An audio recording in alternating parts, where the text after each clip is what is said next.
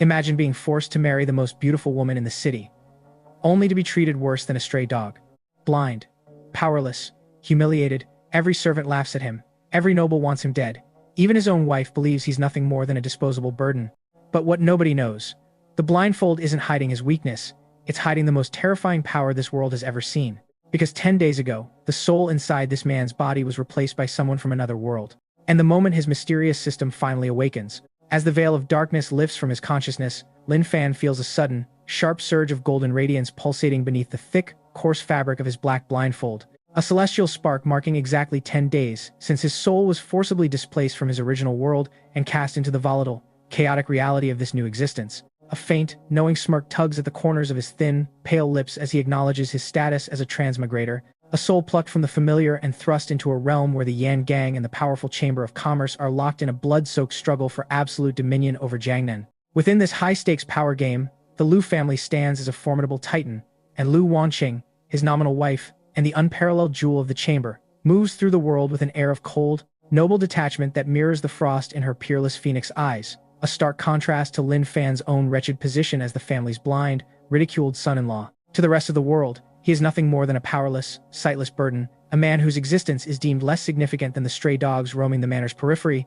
yet this dismissive perception hides the truth of his silent evolution. While his physical eyes remain shrouded by the black cloth, an internal transformation has occurred. The dormant Martial Dao Heavenly Eye has finally flickered to life, granting his mind's eye a panoramic, crystalline perception that stretches across a 10-meter radius with a clarity 100 times more precise than any mortal vision. Immersed in the oppressive atmosphere of his bridal chamber, a dilapidated, drafty woodshed reeking of decay, damp earth, and long-neglected rot, Lin Fan sits cross-legged, his athletic frame composed and still, hiding a sharp, predatory intent beneath his elegant, calm facade. He reaches into the folds of his worn gray cloth robe to retrieve a withered, seemingly dead blood-clotting herb seed he had scavenged from the dark corners of the Liu garden, his sensitive fingers tracing the shriveled husk until he senses a faint, stubborn spark of vitality buried deep within the deadened exterior. With deliberate, focused grace, he digs a shallow depression into the cold, packed dirt of the floor, his movements fluid and precise, and gently enters the seed into the earth before reaching out to the mysterious herb compendium etched into his consciousness.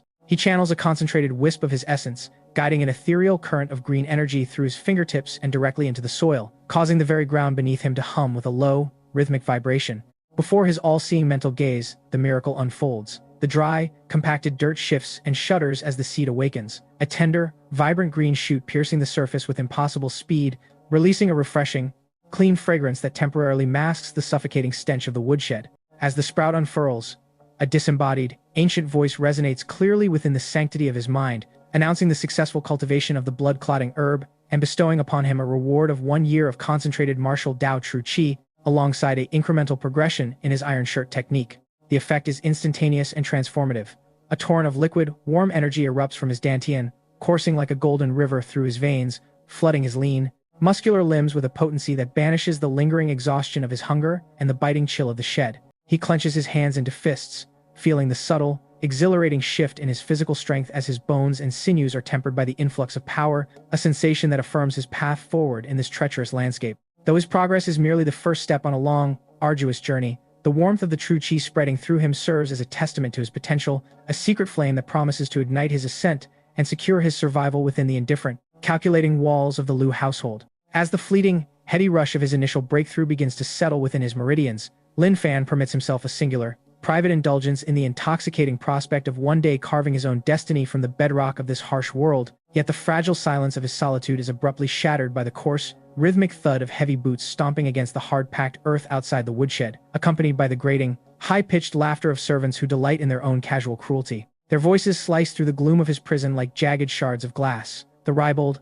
unbridled mockery of those who relish the suffering of others as they recount the day's malicious assignments, specifically noting that the blind beggar, their designated scapegoat, has been tasked with the grueling labor of hauling water from the treacherous, uneven paths of the back mountain. They trade barbs with cruel enthusiasm, relishing the image of Lin Fan stumbling blindly through the wilderness, perhaps tumbling into a jagged ravine or drowning in a deep, dark well. Their vitriol climaxing in a fervent wish for his permanent removal, which they view as a necessary cleansing of the Liu family's sullied reputation in Jiangnan. Without warning, a heavy boot slams against the rotting wood of the door, the impact shuddering through the frame until it flies open, admitting a gust of biting, dust-choked wind that swirls into the cramped space.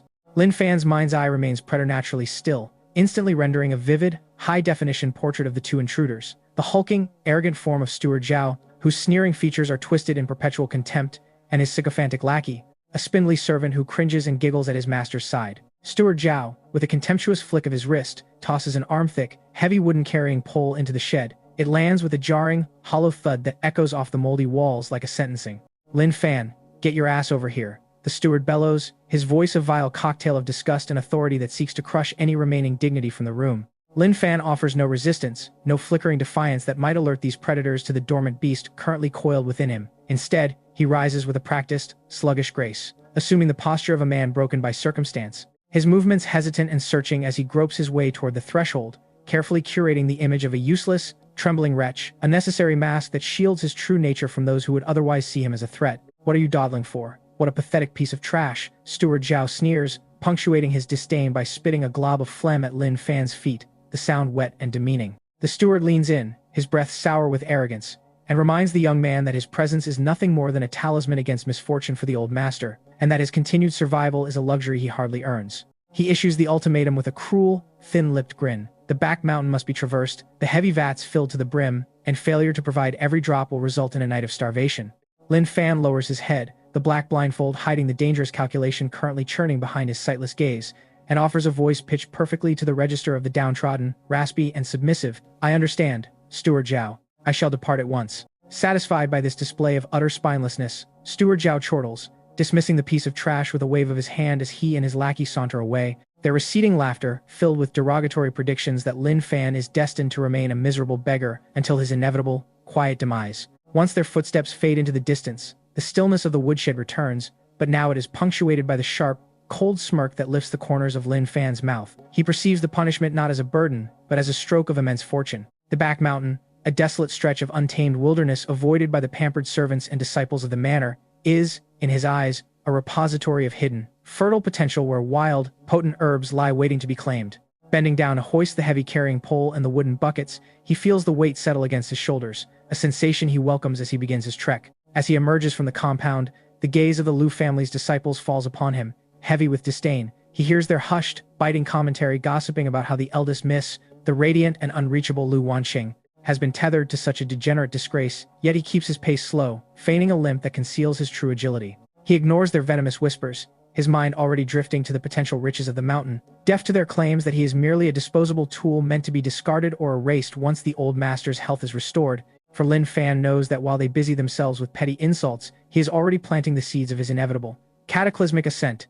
The biting insults and disparaging whispers of the Lu family servants trail behind Lin Fan like a fading storm, yet they fail to stir even a ripple of agitation within his calm, calculated composure. He moves with the detached grace of a man who keeps his eyes fixed firmly on the horizon of destiny, while those around him remain blinded by their own petty hierarchies. Upon reaching the secluded, crystalline pool tucked away in the deepest folds of the back mountain, the world falls into a profound, sacred silence, broken only by the rhythmic, melodic trickling of spring water against smooth river stones. He lowers the wooden buckets to the earth, but instead of laboring, he expands his consciousness, allowing the Martial Dao Heavenly Eye to wash over the surrounding thickets and jagged rock crevices like a phantom tide. Within the monochrome landscape of his mind's eye, the veil of reality peels away, revealing the vibrant, spectral signatures of life. Ordinary, valueless weeds appear as dull, lifeless gray, while hidden amidst the terrain, genuine medicinal herbs pulse with a soft, ethereal fluorescence. A sharp, focused sensation pulls at his awareness, leading him to a damp, shadowed crevice where an elephant's foot herb clings to the rock, its leaves radiating a faint,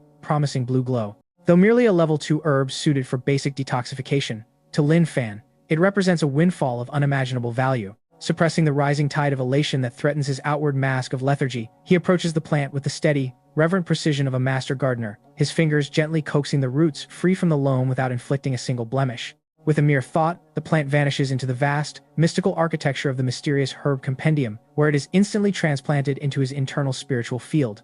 The unseen, ethereal springs within the manual surge to life, drenching the herb in life-giving essence, causing its leaves to unfurl into crystalline perfection.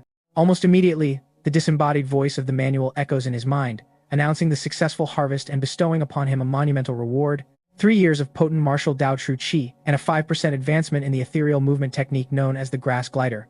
A surge of power, infinitely more violent and refined than his previous experience, erupts within his meridians, tearing through his body like a cleansing wildfire that purges his pores of years of accumulated impurities. His bones emit a faint, rhythmic cracking, a symphony of structural strengthening, and as the heat subsides, he feels a strange, weightless clarity, as if his very frame were being tethered to the wind itself. With his newfound agility, his speed now eclipses even the most seasoned guards of the Liu family, and to his satisfaction, the radius of his mind's eye has blossomed from 10 meters to an impressive 15. Remaining grounded, he does not succumb to greed. Instead, he begins the mundane task of fetching water, though the massive, heavy buckets that would tax a sturdy man feel like hollow reeds in his grip. He meticulously crafts his performance, feigning heavy, ragged breaths and drenching his clothes in sweat to mirror the fatigue of a commoner as he returns to the compound. As the final bucket splashes into the vat, the sky bruises into the deep purple of twilight, and Lin Fan retreats to his desolate, moldy woodshed to resume his silent cultivation. Just as he prepares to sink into meditation, the air shifts, a sharp, deliberate cadence of footsteps, rhythmic and disciplined, approaches his door. His internal radar snaps to life, tracking the interloper, a woman of striking, ethereal beauty, draped in white silk that seems to repel the grime of the estate, her presence as cold and unreachable as a snow lotus perched upon an inaccessible peak. It is Lu Wanqing, his nominal wife, her movements, fluid and elegant, trailed closely by Chuju, a maid whose face is set in a mask of haughty, unearned arrogance. Lu Wanqing stands at the threshold of the rotting shed, her gaze sweeping over the wreckage of the room with brows slightly knit. A cocktail of fleeting, complex emotions flickers in her phoenix eyes, a hint of sympathy suppressed by helplessness, and a cold, protective layer of indifference. She steps into the gloom, her presence transforming the squalor, and as she looks upon the blind youth sitting amidst the straw, she parts her cherry lips to speak, the gravity of the moment suspended in the heavy, stagnant air. The voice of Lu Wanqing cuts through the stale, suffocating air of the woodshed like a sliver of polished ice, melodious and crystalline yet imbued with an untouchable, aristocratic frost that serves as a permanent barrier between her and the common world. She asks with a detached curiosity, "Lin Fan, you went to fetch water today?" Lin Fan immediately adopts his practiced facade of a trembling, simple-minded wretch, jerking into motion as if startled by a thunderclap, clutching the rough, frayed hem of his gray robe with fingers that manifest a deliberate, nervous instability. "Yes, eldest miss," he stammers, his voice pitched to a hollow, whimpering register. "Steward Zhao instructed me to bring the water, and I followed his orders. Every last bucket is finished." As Lu Wanqing observes the pathetic, cowering form before her, a sharp, internal sigh escapes her, as the peerless, cold-tempered jewel of the Liu family with a lineage of martial prestige and a line of suitors stretching across Jiangnan. The reality of being shackled to a sightless, destitute beggar all to appease the omens surrounding her grandfather's mysterious, debilitating illness is a bitter, indigestible truth she struggles to reconcile. Yet, beneath her cold phoenix eyes lies an inherent, noble morality that forbids her from indulging in the casual cruelty so common among her subordinates. She simply gestures for her maid, Chuju, to proceed, her command delivered with a calm, clipped authority. Chuju, however, harbors no such restraint. Her expression twists into a mask of undisguised irritation as she steps forward, slamming a packet of fine, aromatic pastries and a ceramic bottle of medicinal pills onto the rickety, dust-caked table with enough violence to send a cloud of grime billowing into the air. "Lin Fan, this is the eldest miss, taking pity on your miserable existence, bringing you tonics and delicacies you'd never dream of tasting." Chuju sneers, her voice dripping with a venomous, sycophantic malice. "A beggar like you should be groveling. Hurry up and kneel to show your gratitude." Lin Fan offers a low, abject bow, his body vibrating with a feigned, fearful tremor as he murmurs, "Thank you for your infinite kindness, eldest miss." Lin Fan is eternally grateful.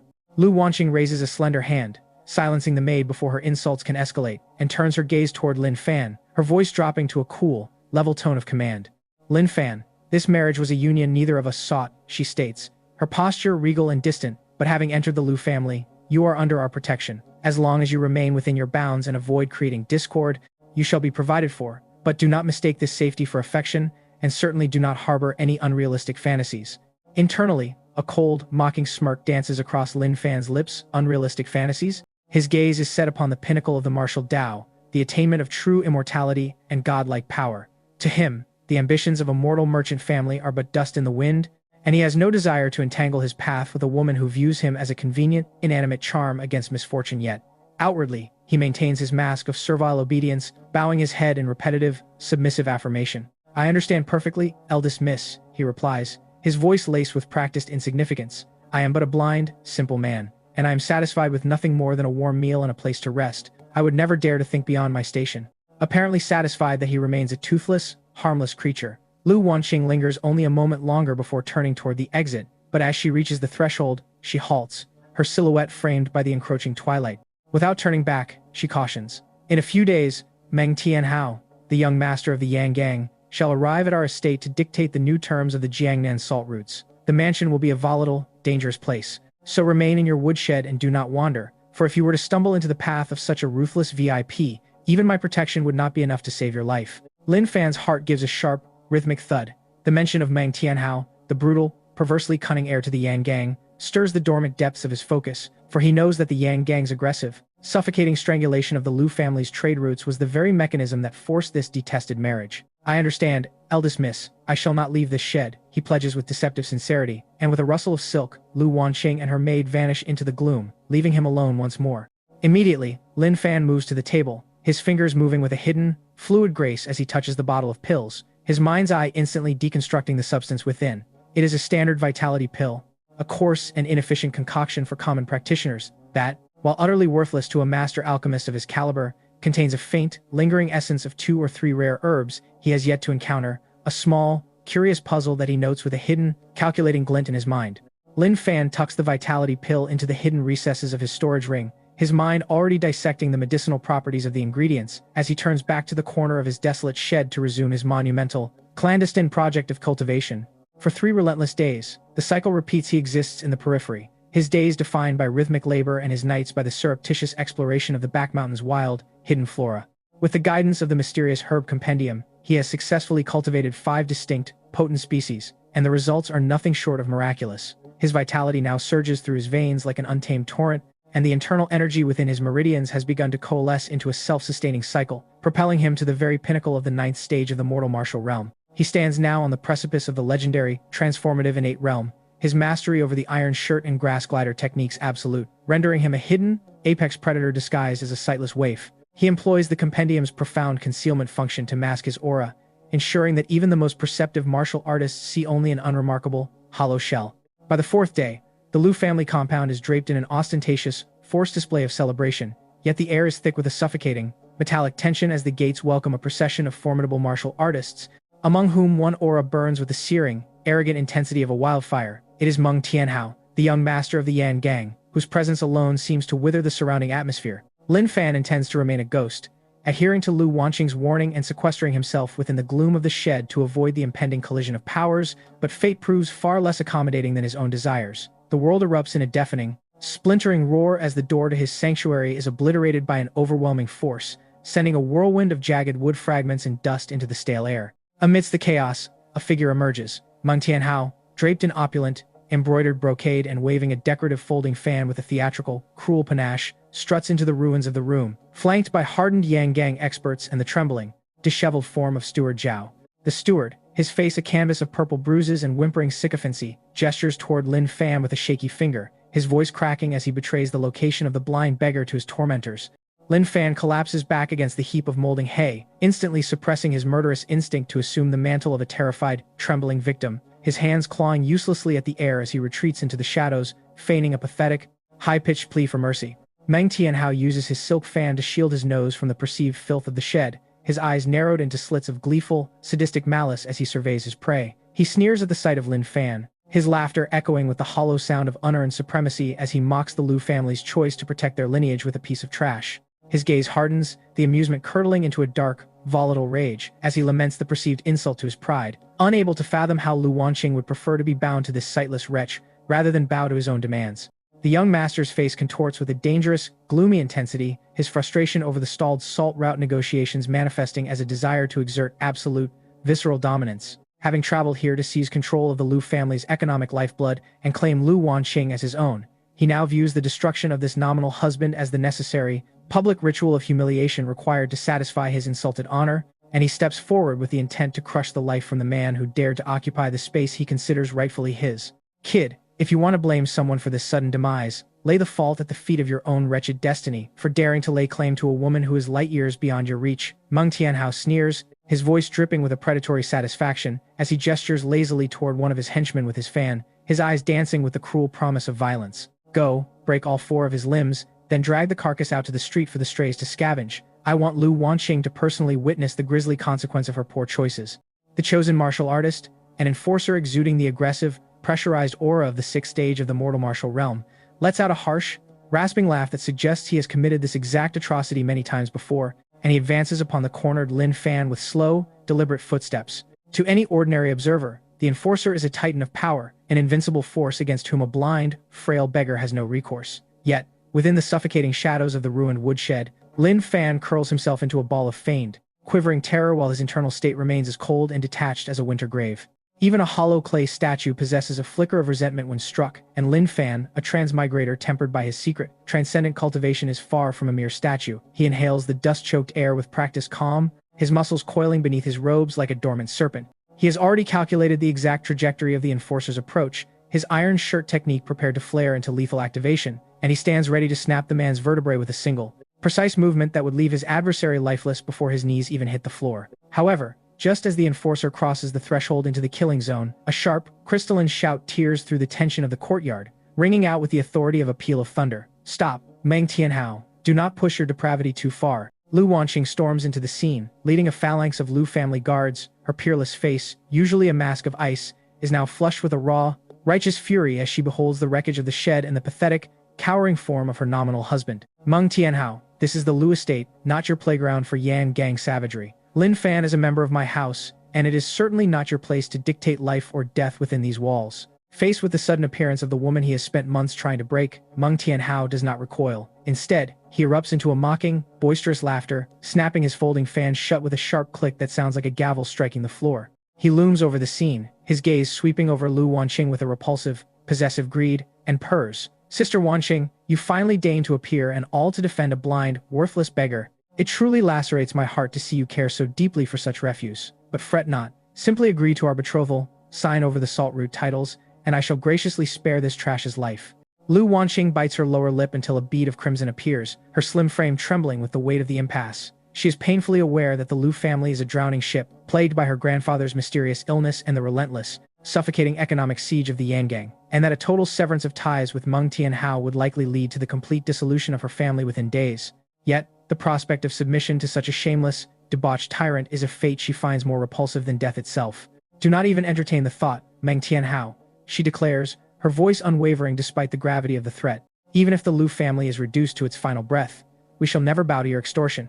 Meng Tianhao's expression instantly shifts from mocking arrogance to a hideously distorted mask of murderous rage, and he scoffs at the Lu family guards with utter disdain, jeering, "You truly believe you can halt the momentum of the Yang gang with this collection of broken-down cripples? Today, I shall not only shatter your blind husband's bones, but I shall drag you from this gate in chains. Seize them." With that command, the air erupts in a storm of tyrannical energy as the Yan gang elites lunge forward, their inner chi screaming through the courtyard, instantly clashing with the desperate, steel-ringing defenses of the Lu family guards.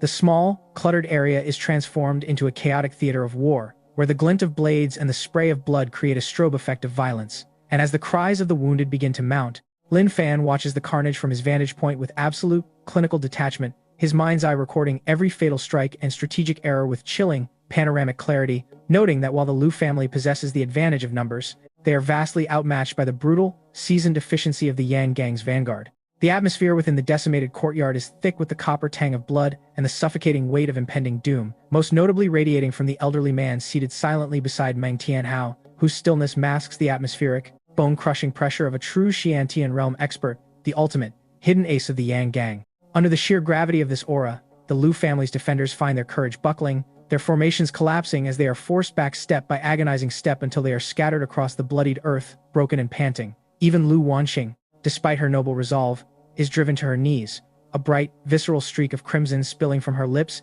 as her face drains to a ghostly, translucent pallor. Her maid, Chuju, once the picture of arrogant defiance, has vanished into the darkest recess of the yard, curled into a ball of shivering, pathetic terror, utterly useless in the face of such raw martial superiority. "Ha ha ha ha. Tell me, Lu Wanqing, what grand proclamation do you have now?" Meng Tianhao sneers, his laughter a jarring, maniacal sound that vibrates through the ruined shed as he stalks toward the kneeling heroine, his eyes alight with a wicked, predatory greed. "No power in this heaven or earth shall save you today, and as for that blind, useless obstacle you call a husband, it is time for him to rot in the abyss." With a flick of his wrist, he launches a concentrated blast of violent chi, the air screaming in protest as the kinetic projectile tears through the debris toward the cowering Lin Fan, a strike intended to pulp his very bones. Lu Wanqing lets out a desperate, piercing scream, her eyes snapping shut in futile agony as she laments the innocent life she has dragged into this massacre, her heart heavy with the crushing burden of this senseless sacrifice. Yet, the expected sound of wet, tearing violence never arrives. Instead, the devastating blast of energy, possessing enough raw force to pulverize solid granite, impacts a foot before Lin Fan and vanishes as if it had struck a void, collapsing into harmless, static, and dissipating into nothingness. A profound, unnatural silence descends upon the battlefield, a quiet so absolute it seems to stop time itself. The combatants freeze in their tracks, mouths agape, their minds reeling in incomprehensible shock. Even the Xiantian elder, who had remained anchored in his seated meditation, snaps his eyes open, and from those ancient sockets shoot two searing, golden beams of insight that fixate upon Lin Fan with predatory intensity. How is this possible? Meng Tianhao gasps, staring at his own trembling palms, his confidence shattered as he surveys the sightless youth, who remains entirely untouched, his posture unruffled and serene. The Xiantian elder, realizing the gravity of the anomaly, surges to his feet with fluid, terrifying speed, shielding the stunned Meng Tianhao as his gaze pierces the gloom of the shed with a solemn, newfound wariness. Which fellow cultivator stands in the shadows? The elder demands, his voice a booming, resonant peal of thunder that rattles the remaining roof tiles until they threaten to shatter. Why skulk in the darkness? Reveal your face and do not hide behind the guise of a blind, broken man. But the air offers no answer, save for the chilling, rhythmic stillness. Slowly, with an elegance that defies his previous performative incompetence, Lin Fan rises to his feet, methodically dusting the stray straw from his robes as he reaches up to unbind the black cloth from his face. He reveals his features, the sharp, handsome jawline and the straight sword brows, and slowly peels back the thick fabric to expose his closed lids. And as the cloth falls to the floor, the aura of the pathetic, trembling beggar vanishes, instantly replaced by a pressure so deep, vast, and terrifying that it seems to draw the very light from the air, a presence as bottomless as the abyssal ocean. The Liu family, experts and Yan gang enforcers alike, find themselves gasping for breath as the power radiating from Lin Fan continues to climb, surging past the peak of the 9th stage of the mortal realm and mounting toward the threshold of the Xiantian realm itself. How can this be? Lu Wanqing stammers, her eyes wide with a mixture of terror, confusion, and raw disbelief, her heart hammering against her ribs as she realizes that the man she had dismissed as a jinx, a disposable charm, and a helpless burden, is in truth a hidden, peerless master of unfathomable depth. Yet, oblivious to her internal collapse, Lin Fan stands perfectly composed, his mind's eye already locked onto the Xiantian elder, the real conflict having only just begun. Lin Fan stands amidst the wreckage of the woodshed, his demeanor unnervingly composed as he addresses the trembling air of the Yan gang with a voice like tempered steel. It was stated plainly, the desire was merely to cultivate herbs in peace and exist outside the machinations of this world, so why force such a confrontation? Meng Tianhao's face drains of all color, his bravado crumbling like dry clay. Yet, clinging desperately to the lethal presence of the Xiantian expert at his side, he recovers enough composure to shriek, "Cease these theatrics. Elder Song, strike him down, execute him now." Elder Song, the venerable and deadly powerhouse of the Yan gang, offers a low, gravelly snort of derision before launching his frame across the gap with the predatory speed of a hunting goshawk, his violent Xiantian chi coalescing into a spectral, cyan-hued eagle claw that shrieks through the atmosphere, targeted precisely at Lin Fan's throat with the intent to sever life from the root. The elder leaves nothing to chance, recognizing the unnatural, dangerous volatility emanating from the youth. But to Lin Fan, whose mind's eye perceives the world in slow, granular detail, the elder's lightning-fast assault appears as sluggish and lethargic as a garden snail traversing a stone. The mastery-level grass glider technique ignites within Lin Fan's meridians, and in a flicker of displacement, he leaves a ghostly afterimage in the path of the claw, completely evading the lethal strike. Elder Song's pupils dilate in sudden, cold terror as he realizes his miscalculation, but before he can pivot, he feels a tidal wave of concussive force slamming into his flank. It is a blow born of the mastery-level iron shirt and amplified by a full-powered, chi-infused strike at the pinnacle of the 9th stage of the mortal realm, a fist solid and merciless as a falling meteorite. The impact tears through Elder Song's protective, shimmering Xiantian barrier as if it were a fragile sheet of parchment, shattering the defense instantly and driving the elder backward with a sickening crunch of fracturing bone. He vomits a spray of vivid, arterial blood as he is launched through the air like a broken marionette, slamming into the outer stone wall with such velocity that the entire structure collapses into a heap of rubble. Elder Song attempts to rise, his breath coming in ragged, wet rattles, but his internal organs are shredded, his ribs pulverized, and he lacks the capacity to muster even a flicker of further resistance. A suffocating, unnatural silence falls over the Liu family estate, the stillness so absolute that the falling dust sounds like gravel hitting a drum. Every witness from the lowest servant to the most elite guard stares at Lin Fan as if he were a cosmic aberration, for a blind man of the mortal realm having decimated a Xiantian grandmaster with a singular blow is a feat that defies the very laws of their reality. Meng Tianhao's knees knock together with a rhythmic, uncontrolled violence, a damp patch forming on his trousers as he retreats, his eyes widening in horror as he watches Lin Fan approach with the slow, inevitable momentum of an executioner stepping out from the deepest reaches of hell. "Stay back," Meng Tianhao wails, his pride replaced by the whimpering cowardice of a cornered animal. "I am the Yang Gang's heir. Should you strike me down, my father will raise this entire city to ash to avenge me." Lin Fan looks down at the pathetic figure slumped in the dirt, his expression one of mild, detached amusement. The Yang Gang, in his estimation, is nothing more than a stubborn weed cluttering the path, one he can pull up at his leisure. He raises his right hand, his fingertips beginning to shimmer with a razor-thin, lethal edge of condensed qi, prepared to snuff out the pestilence. But before the blade can descend, Wanqing scrambles forward and clamps her hands tightly around his arm, her eyes wide with a desperate, frantic plea. "Lin Fan, please spare him," she cries, and Lin Fan halts, his brow furrowing as he turns his sightless gaze toward her, questioning the mercy she offers to their tormentor. Wanqing bites her lip, her voice trembling with the weight of the Lu family's survival as she whispers, "If he perishes here, Manhwa will descend upon us with the full fury of the Yang Gang, and we shall all be buried in the ruins of this estate. Furthermore, my grandfather clings to life awaiting the Tianshan Snow Lotus, and Meng Tianhao is the only soul who knows where that treasure is concealed." The mention of the Tianshan Snow Lotus, a grade 5 spiritual herb of legendary rarity, causes Lin Fan's mind's eye to flare with sudden, electric interest, for he knows that securing such a botanical prize would provide the catalyst needed to shatter his current bottleneck and ascend to the Xiantian realm instantly, granting him the absolute power to dictate his own destiny across all of Jiangnan. And with that calculated realization, he allows the lethal glow of his qi to fade into nothingness. Lin Fan fixes his sightless gaze upon the cowering form of Meng Tianhao, his voice an arctic wind that cuts through the lingering tension of the carnage. 10 breaths, that is the measure of grace granted. Vanish from the Lu estate immediately, and should a single shadow of your presence, or the slightest inkling of your covetous designs upon this house, ever darken these grounds again, not even the heavens shall intervene to preserve your wretched life. Meng Tianhao, shivering with the primal terror of a man who has stared into the abyss and realized the abyss was looking back, scrambles to his feet as if granted a divine reprieve. Heedless of the broken and hemorrhaging elder Song, who lies shattered amidst the pulverized masonry, the young master of the Yang Gang signals his panicked subordinates to flee, retreating with a haste that borders on the farcical. As the Yang Gang's oppressive presence dissolves into the distance, the Lu family's existential crisis is granted a reprieve. Though Lin Fan harbors no illusions, the calm is but a shallow veneer stretched over a brewing tempest, and the inevitable return of the Yang Gang, bolstered by even more formidable masters, is a certainty he must meet with absolute, transcendent power. Ignoring the wreckage that surrounds him, Lin Fan turns toward the ruins of his sanctuary to resume his cultivation, but his path is interrupted by a sharp, melodic voice. "Lin Fan, wait." Wanqing stands amidst the debris, her expression a chaotic swirl of bewilderment, awe, and deep, encroaching suspicion, as she studies the man she had once dismissed as a pathetic, sightless burden. She hesitates, then presses, "Who are you truly? What is the nature of your deception, and what is your purpose in infiltrating the Lu family?" Lin Fan halts his stride, remaining motionless against the backdrop of the dying sunset, and offers only a brief, enigmatic retort. There is nothing to uncover, only a blind man with an appetite for quiet herbalism and a life lived in the margins. With that finality, he crosses the threshold into the doorless expanse of his shed, settles into a cross-legged meditative posture, and plunges back into the depths of his internal cultivation, leaving Wanqing standing alone in the desolate moonlight, realizing with a heavy heart that the husband she deemed a jinx is, in fact, a labyrinth of mystery and potential she may never fully comprehend. Within the sanctuary of the darkness, Lin Fan retrieves a pouch of vitality pills, crushes one with surgical precision to isolate its essence, and feeds the substance into the mysterious herb compendium, where a chime resonates within his consciousness. Extraction successful. New area unlocked within the compendium. 5 vitality herb seeds acquired.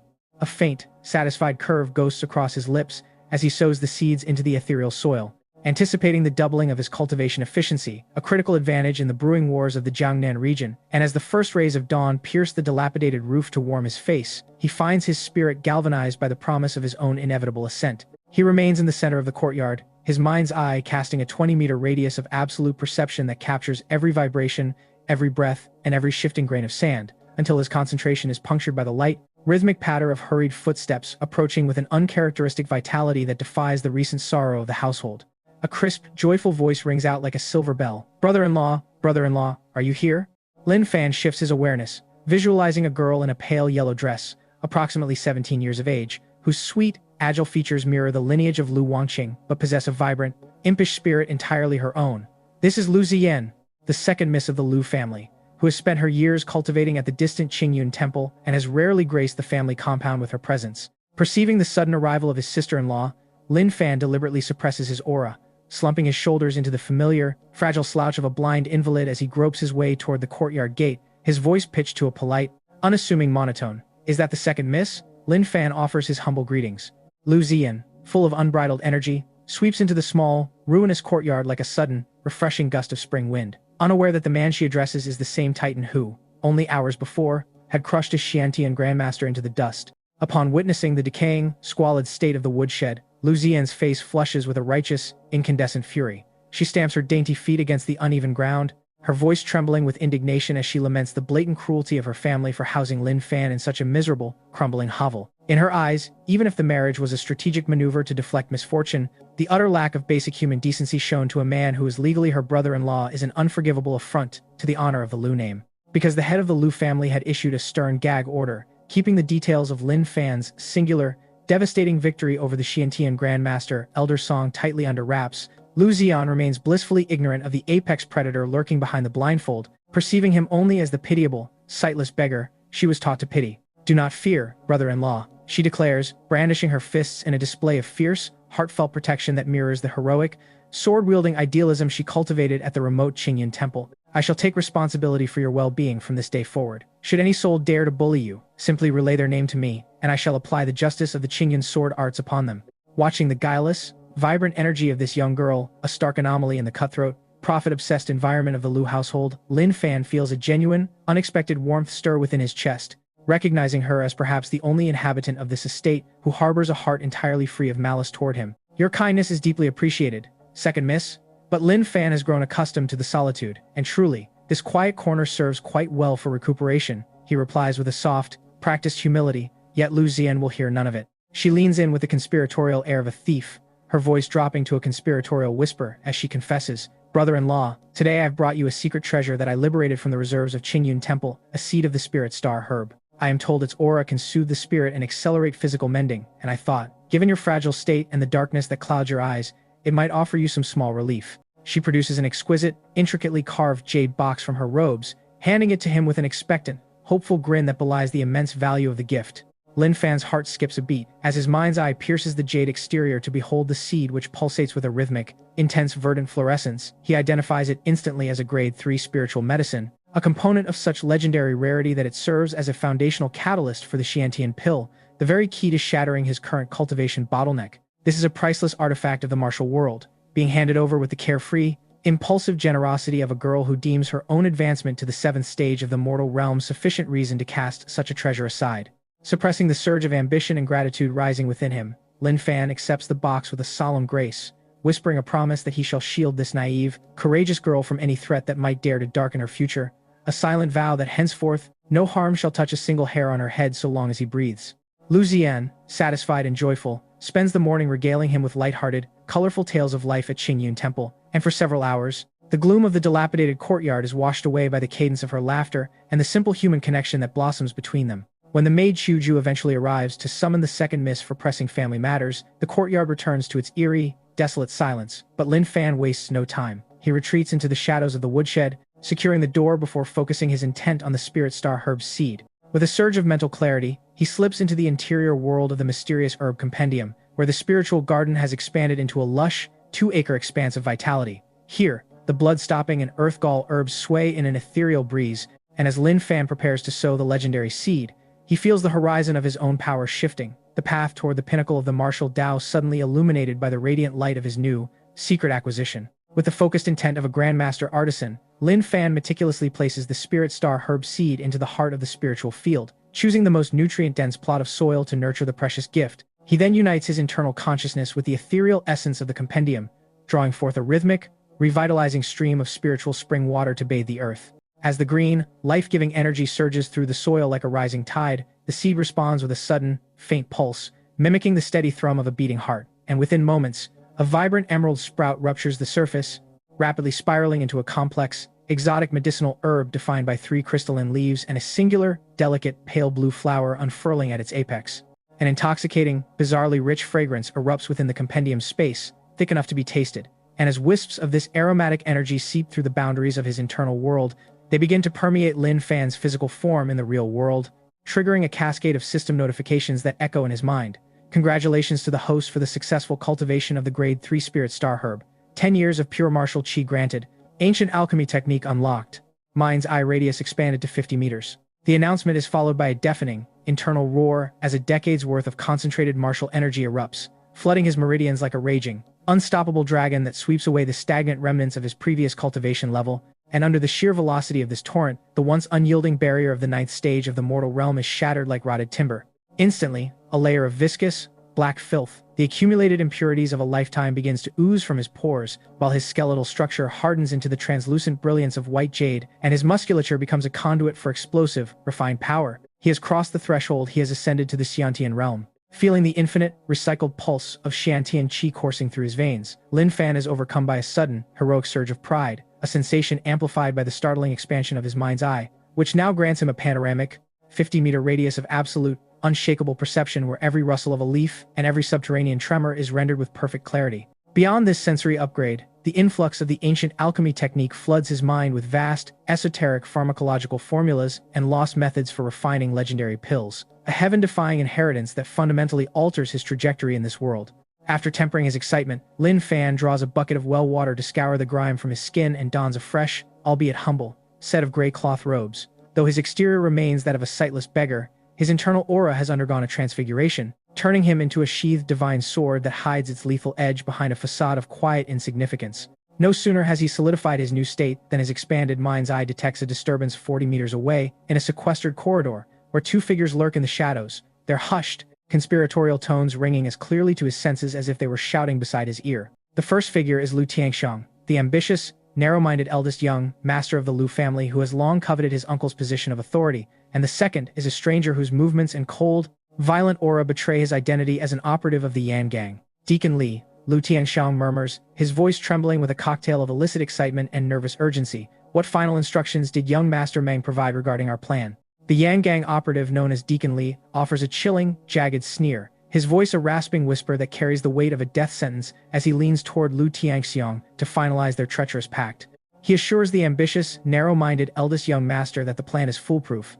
Once the packet of lethal heart-devouring powder is surreptitiously introduced into the ginseng soup intended for the Lu family patriarch at the upcoming banquet, the resultant death of the old master will act as the signal for the Yang gang's forces to descend upon the estate like a swarm of locusts, securing Lu Tianxiang's ascension to leadership while consigning Lu Wanqing and Lu Ziyan to the status of mere playthings for the Yang gang's young master. When Lu Tianxiang voices a flicker of lingering anxiety regarding the blind son-in-law, Lin Fan, noting the unnerving display of power that left Elder Song shattered and hemorrhaging, Deacon Li spits with visceral disdain, dismissing the feat as a result of Elder Song's reckless hubris and a likely desperate, Pyrrhic activation of secret techniques that has undoubtedly left Lin Fan a crippled shell of a man. The Deacon further inflates the bravado of the plot by claiming that the Yan gang leader himself shall lead 3 formidable Xiantian experts to the banquet, ensuring that even if Lin Fan possesses some residual strength, he will be met with nothing but inevitable annihilation. Reassured by this promise of overwhelming force, Lu Tianxiang permits himself a jagged, malevolent grin, his face contorting with a mixture of greed and long-nurtured hatred as he vows to force the proud Lu Wanqing to her knees to beg for mercy, the two conspirators sharing a series of low, wretched chuckles before dissolving into the murky shadows of the corridor. Unbeknownst to them, standing within the oppressive silence of his dilapidated woodshed, Lin Fan feels the atmosphere grow frigid, his lips curling beneath his black blindfold into a smile of absolute, piercing homicide. The audacity of Lu Tianxiang, who would willingly poison his own grandfather and consign his kinswomen to slavery just to grasp at the mantle of a family head, renders him a creature more repulsive than any beast. While Lin Fan had previously maintained a philosophy of detachment regarding the internal rot of the Lu family, the targeting of Lu Ziyan and Lu Wanqing has crossed an immutable threshold, transforming the impending banquet from a mere social gathering into the site of the Yang gang's total erasure. Lin Fan wastes no time. Knowing that facing the gang leader and his trio of Xiantian specialists requires more than raw strength, he retreats into the mental sanctum of the mysterious herb compendium to prepare his arsenal. With the sun slowly dipping toward the horizon, he engages in the delicate, miraculous craft of ancient alchemy, manipulating his Xiantian true qi as a living, ethereal flame to smelt and condense medicinal liquids directly within the void, a feat of mastery that defies the conventional limitations of the mortal world. By the time the final rays of light fade, his efforts have yielded 3 brilliant, crimson-glowing origin burst pills designed to skyrocket his combat efficacy, and 5 emerald-radiating poison-clearing pills capable of purging toxins and rejuvenating his meridians in the heat of battle. With these tactical assets boosting his probability of survival by a significant margin, he feels the weight of his resolve solidify, and as the encroaching darkness of the night settles over the compound, the rhythmic, light footsteps of Lu Ziyan approach the shed, signaling the arrival of his sister-in-law with a final, simple meal before the storm of the following day. Observing Lu Ziyan's radiant, guileless spirit as she chatters away, blissfully unaware of the viperous treachery coiling around her, Lin Fan feels a cold, ironclad resolve harden within his chest. He silently vows that regardless of the cost, he will personally dismantle the elaborate schemes of his enemies and stand as an impenetrable shield for this vibrant, trusting girl. The sun sets, bringing the arrival of the second evening, and the grand hall of the Lu estate is transformed into a spectacle of opulence, illuminated by rows of brilliant lanterns and teeming with the elite of Jiangning City, all gathered under the pretense of celebrating the recovery of the old master, Lu Zhenqian. Yet, beneath the veneer of festive music and polite social posturing, a lethal, suffocating tension permeates the air, like the stillness before a tempest. Lin Fan, still draped in his modest, travel-worn gray robes and maintaining the facade of a sightless wanderer with his bamboo staff, drifts into a shadowed corner of the hall, while the servants cast glances of profound disdain toward the blind son-in-law. The memory of his recent display of raw, overwhelming power at the courtyard keeps them at a distance, sparing him from their usual petty slights. From his vantage point, Lin Fan projects his mind's eye outward like an ethereal, expansive net, capturing every nuance within the hall with terrifying precision. At the dais of honor, the venerable Lu Zhenqian sits, his frame haggard and his vitality flickering like a candle caught in a gale, despite his consumption of rare, century-old restorative herbs. Flanking him are the current family head, Lu Lianshan, and his daughters, Lu Wanqing and Lu Ziyan, while behind the patriarch, Lu Tiangsheng hovers with the practiced, sycophantic devotion of a filial grandson, carefully presenting a steaming bowl of ginseng soup. As Lin Fan's perception locks onto the vessel, he observes a faint, swirling aura of putrid black death drifting upon the surface, the unmistakable, toxic signature of the heart-devouring powder. It is a poison of singular lethality, guaranteed to rupture the heart meridians and extinguish life within 3 breaths, a tool of cold-blooded murder that Lu Tianxiang intends to scapegoat onto the kitchen staff. Lu Tianxiang, his eyes alight with a frantic, feverish anticipation, extends the bowl with a tremor of suppressed excitement. "Grandfather, this is the longevity ginseng soup I personally supervise to restore your health. Please, drink it while it is warm." Lu Zhenqian, touched by the perceived kindness, offers a weak, grateful smile and raises the bowl toward his lips. In that fractional second before catastrophe, Lin Fan strides forward, driving his bamboo staff into the floor with a rhythmic, sharp crack that echoes through the sudden silence of the hall like a thunderclap. "Old master, that soup is tainted, do not consume it." The proclamation tears through the banquet's festive atmosphere, causing an immediate, chaotic uproar. The guests stare in collective astonishment at the blind beggar, who dares to disrupt the proceedings with such a wild, absurd accusation. Lu Tianxiang's complexion drains of all color, his body betraying him with a violent, involuntary shudder that threatens to spill the poisoned contents, his mask of filial piety fracturing into a sneer of desperate rage. "Lin Fan, you sightless, useless trash, what possible knowledge could you have of this tonic? How dare you propagate such vile nonsense and pollute this gathering with your madness?" He roars, signaling to his contingent of guards with a frantic gesture. "Men, seize this lunatic, shatter his legs, and cast him into the street." The burly guards advance with eager, heavy footsteps, while Lu Wanqing rises from her seat, her brow furrowed in sharp, impatient rebuke. "Lin Fan, have you lost your senses? Step aside immediately. The old master's condition is fragile. We have no time for your senseless interference." Among the sea of scornful and bewildered faces, only Lu Ziyan pauses, her eyes narrowing as she regards him with a blend of confusion and implicit, unwavering trust, sensing that her mysterious brother-in-law would never dare such a public confrontation without cause. "Brother-in-law, did you find something?" she calls out, her voice cutting through the murmurs of the crowd. Ignoring the chorus of vitriol and the approaching guards, Lin Fan keeps his focus locked firmly upon the trembling figure of Lu Tianxiang, his tone frigid and devoid of doubt. Whether these words are nonsense or truth, eldest young master, Lu holds the answer in the darkness of his own heart. If there is any disbelief, simply produce a live chicken and allow it to drink the soup, the result will speak for itself. The color drains completely from Lu Tianxiang's face as the weight of the realization crushes him. He had anticipated a flawless execution of his dark ambition, only to have his entire grand design dismantled in an instant by the very man he had consistently underestimated as a disposable, blind burden. Despite the crushing weight of his exposed treachery, Lu Tianxiang exhibits the frantic, predatory shrewdness of a cornered beast. He forces a scoff of manufactured indignation, his voice trembling with a toxic blend of desperation and feigned innocence as he decries the accusation as a slanderous, baseless attack from a pathetic, sightless fool. He frantically implores his father, Lu Lianshan, to have the guards drag Lin Fan away, hoping to maintain the veneer of filial piety before the gathered elite. But Lu Lianshan, a man of seasoned judgment and sharp, uncompromising intuition, is not so easily placated, and observing the unnatural pallor and erratic sweat beating upon his son's brow, he commands in a voice like cold steel for the ginseng soup to be fed to the nearby guard dog to verify the claim. Lu Tianxiang's frantic, stuttering refusal to waste such precious tonic only serves to deepen the palpable scent of guilt, prompting whispers to ripple through the assembly like dry leaves caught in a windstorm. Lin Fan, sensing the opportune moment, advances with the measured, terrifying grace of an apex predator, Each of his strides seems to fracture the very atmosphere, forcing the approaching guards to recoil in involuntary terror as his aura begins to surge, an invisible pressure that leaves them trembling and paralyzed. Finally, the fragile facade of Lu Tianxiang's sanity shatters entirely, and in a fit of absolute, manic resentment, he hurls the ceramic bowl against the bluestone floor with a violent, bone-chilling crash. The liquid pools and begins to hiss, instantly corroding a deep, jagged crater into the floor as it emits a vile, suffocating plume of black, necrotic vapor, and as the guests recoil in a crescendo of terrified, piercing shrieks, the reality of his murderous intent stands undeniably revealed. Lu Lianxian, trembling with a fury so profound it leaves him breathless, slams his fist onto the table and rises to point an accusing finger at his son, his voice shaking with the realization that the grandson he once favored had sought to commit the ultimate taboo, while the old master, Lu Zhentian, stares at the scene in hollow, agonizing disbelief before spitting a mouthful of blood and collapsing into an unconscious heap, frantically tended to by the weeping Lu Wanqing and the horrified Lu Ziyan. Yet, instead of pleading for his life, Lu Tianxiang simply casts his head back and erupts into a series of jagged, deranged laughs, his eyes burning with the embers of long-nurtured, pathological hatred. He spits upon the concept of righteousness, declaring that the patriarch's refusal to surrender the family head position to him in favor of Lu Wanqing has made this day of bloodletting an inevitability. As his defiant, ego-driven roar echoes throughout the rafters, the sound of glass shattering and wood splintering erupts from the perimeter of the hall, and through every window and aperture,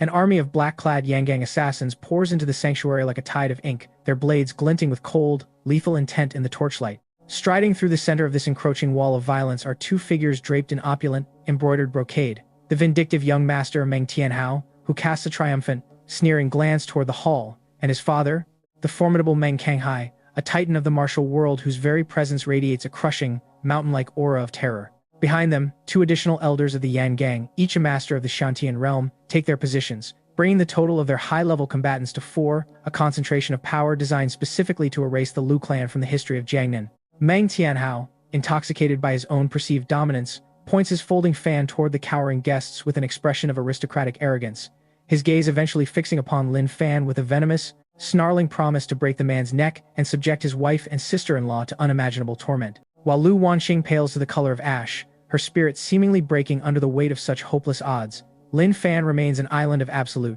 chilling stillness in the center of the carnage. He slowly tilts his head, and even from behind the thick, opaque darkness of his blindfold, the Yan Gang leader, Meng Kanghai, feels an instinctive, predatory lock of killing intent that freezes the blood in his veins, causing the seasoned veteran to step forward with newfound, grim solemnity as he asks if the silent, sightless man before him is truly the one who had so brutally dismantled Elder Song, his intuition warning him that this beggar holds a secret power far more dangerous than any he has encountered before. Lin Fan remained unmoved by the Yan Gang leader's inquiry, his expression a mask of chilling, calculated tranquility as he reached into his pocket to retrieve a freshly smelted, crimson-glowing origin burst pill, which he promptly consigned to his mouth.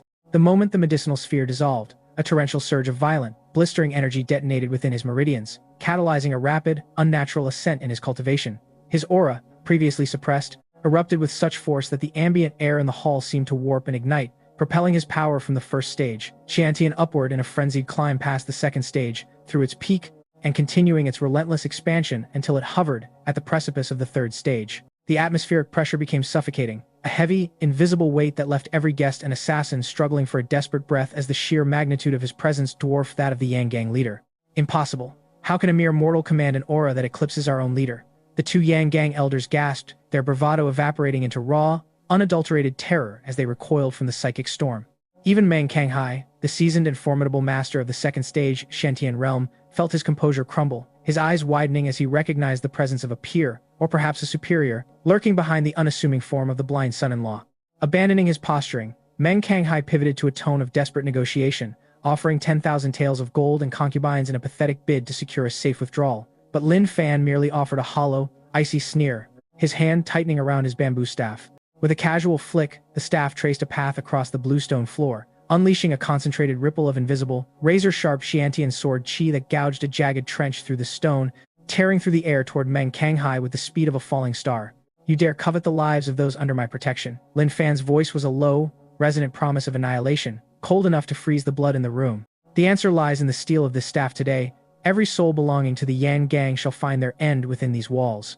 In the heartbeat after his declaration, Lin Fan vanished, his form dissolving into a blur of motion as he initiated his mastery-level movement technique, flying on grass, pushing his agility beyond the limits of human perception. Within the panoramic, all-encompassing landscape of his mind's eye, the hall became a meticulously mapped battlefield where every assassin was reduced to a stationary target, their movements sluggish and predictable.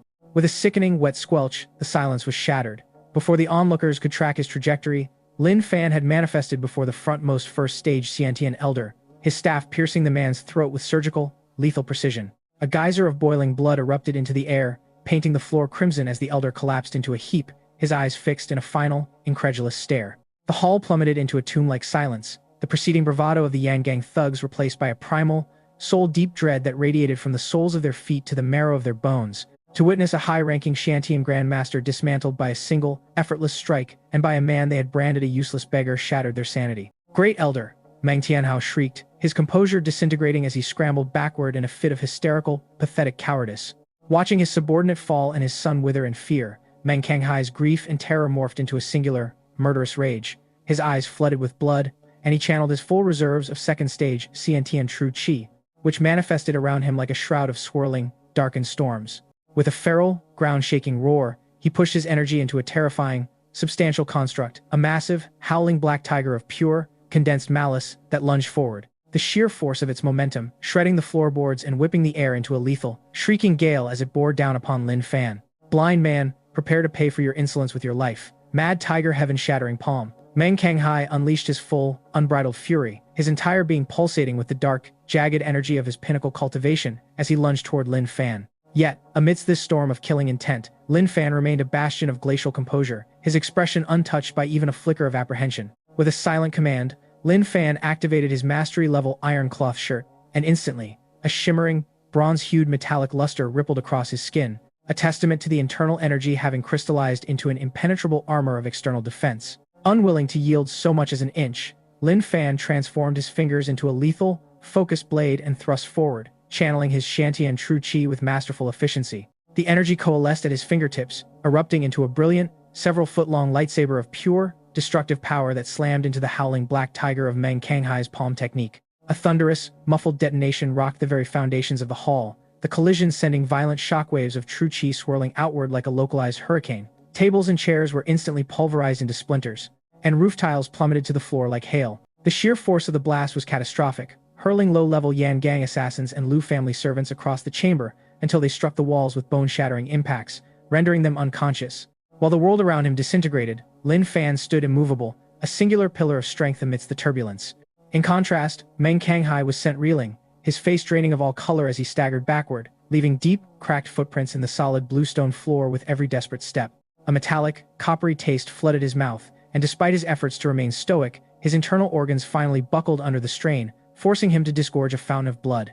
You have actually brushed against the threshold of the third-stage Xiantian realm," Meng Kanghai gasped, his gaze fixed on Lin Fan with a haunting, profound despair. He realized with chilling clarity that Lin Fan's true qi was not merely superior in volume, but possessed a divine, impenetrable purity that transcended any conventional martial art. Lin Fan offered no response, for the medicinal fire of the Origin Burst pill, refined through his singular mastery of ancient alchemy, still raged through his veins, elevating his combat efficacy to its absolute zenith. With a sudden, explosive push off the ground, Lin Fan dissolved into a ghost-like phantom, his speed blurring as he surged forward to finish his foe.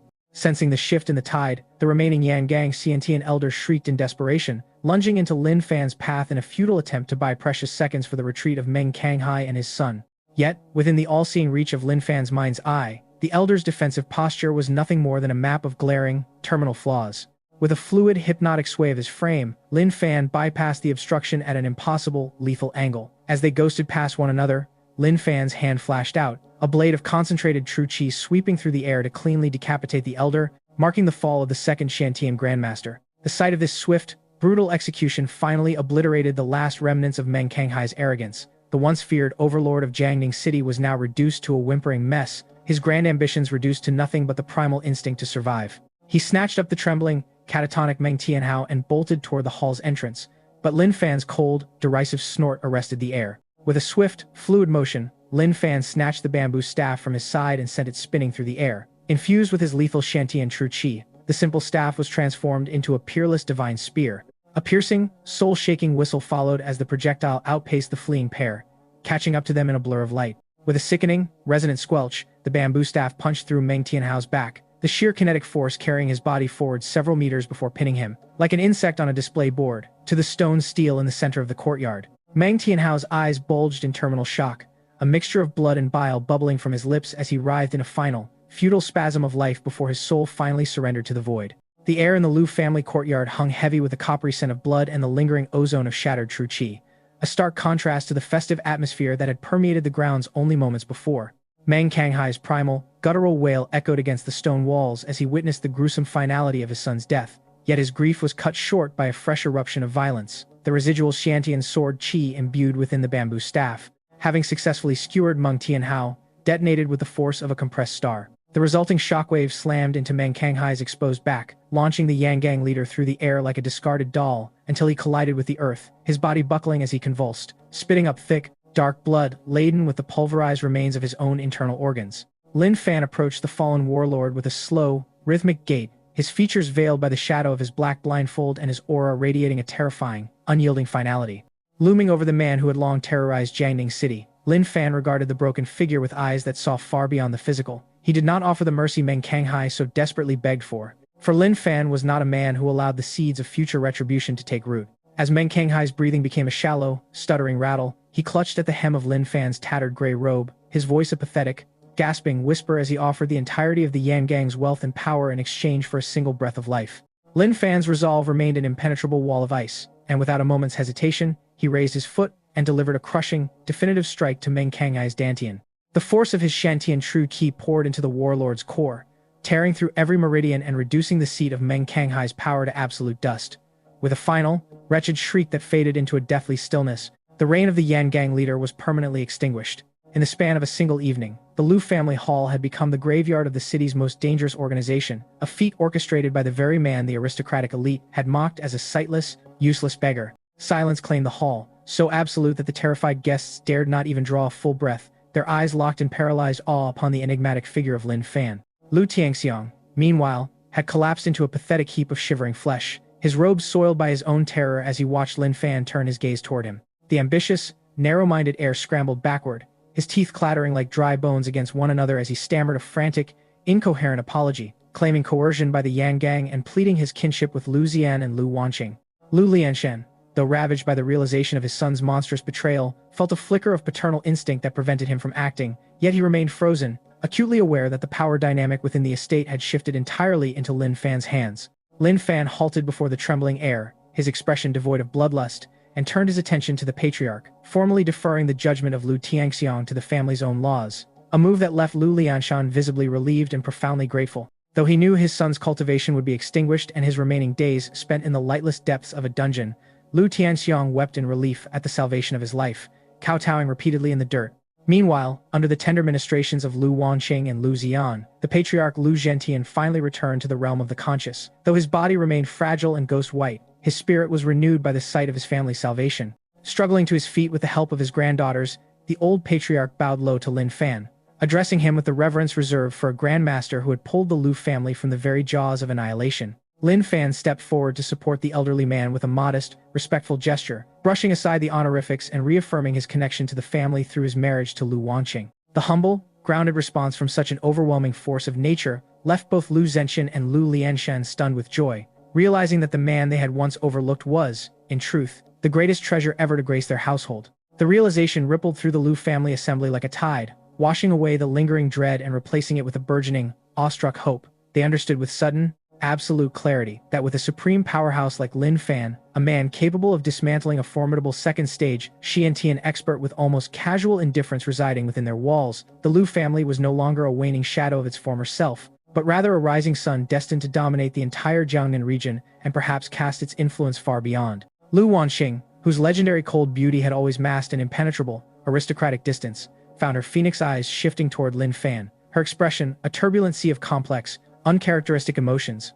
She approached him, her movements uncharacteristically hesitant, and lowered her head. A rare, delicate mantle of shyness and profound guilt colored her features as she whispered a soft, sincere apology for the years of snobbery and cold indifference she had shown him, begging for his forgiveness. Lin Fan, who had long cultivated an elegant, detached temperament, looked down at the woman who had been his nominal wife. He saw her not as the icy matriarch of the household, but as someone now as vulnerable and docile as a frightened fawn. Yet his heart remained remarkably still, unmoved by the dramatic shift in her demeanor. He offered only a faint, enigmatic smile, his tone gentle as he reassured her that there was no need for such humility, fondly mentioning that he had genuinely appreciated the small gestures, such as the vitality pills and pastries she had occasionally provided, which had helped sustain him during his long, silent tenure as the family's useless son-in-law. This display of magnanimity brought a vibrant, touching blush to Lu Wanqing's stunning face, a sight that seemed to breathe warmth back into the bloodless hall, while Lu Zian, ever the irrepressible spark of the family, bypassed all decorum to bounce forward and throw her arms around Lin Fan's arm, turning to her sister with a triumphant, playful smirk as she boasted that her unwavering faith in her brother-in-law had been vindicated, playfully chiding Lu Wanqing for her previous skepticism. The innocent, infectious joy radiating from Lu Zian acted as a balm to the lingering tension, drawing relieved, good-natured smiles from the rest of the household, and once the grim task of clearing the banquet hall's wreckage was underway, Lin Fan sought a reprieve, accepting the deferential, almost reverent escort of Lu Lianshan and his staff as he retreated to his private courtyard. The space, once a neglected corner of the estate, had been transformed in his absence.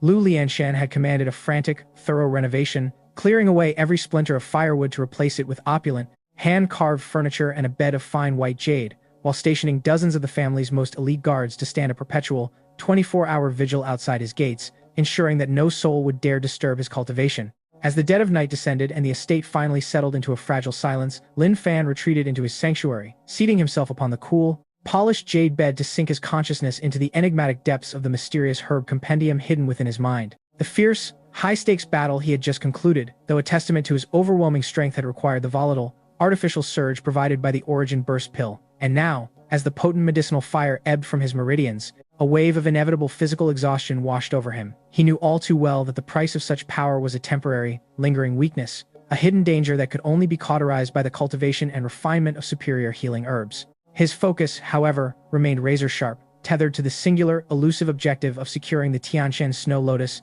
a level 5 spiritual treasure that promised not only the permanent stabilization of his Shantian cultivation, but also the potential to propel him into a higher realm of existence. Though the threat of the Yan gang had been neutralized, the spoils of war remained, and Lin Fan now held Meng Kanghai's recovered storage ring in his palm, fully aware that a man of the gang leader's status would surely possess the clues necessary to track down such a rare, celestial herb. With a flicker of intent, Lin Fan channeled a thread of his refined Zhantian true qi into the ring, effortlessly purging the remnants of Meng Kanghai's mental signature, and as his mind's eye pierced the inner dimension of the artifact, he found the space teeming with vast piles of gold bullion and a collection of low-grade spirit stones.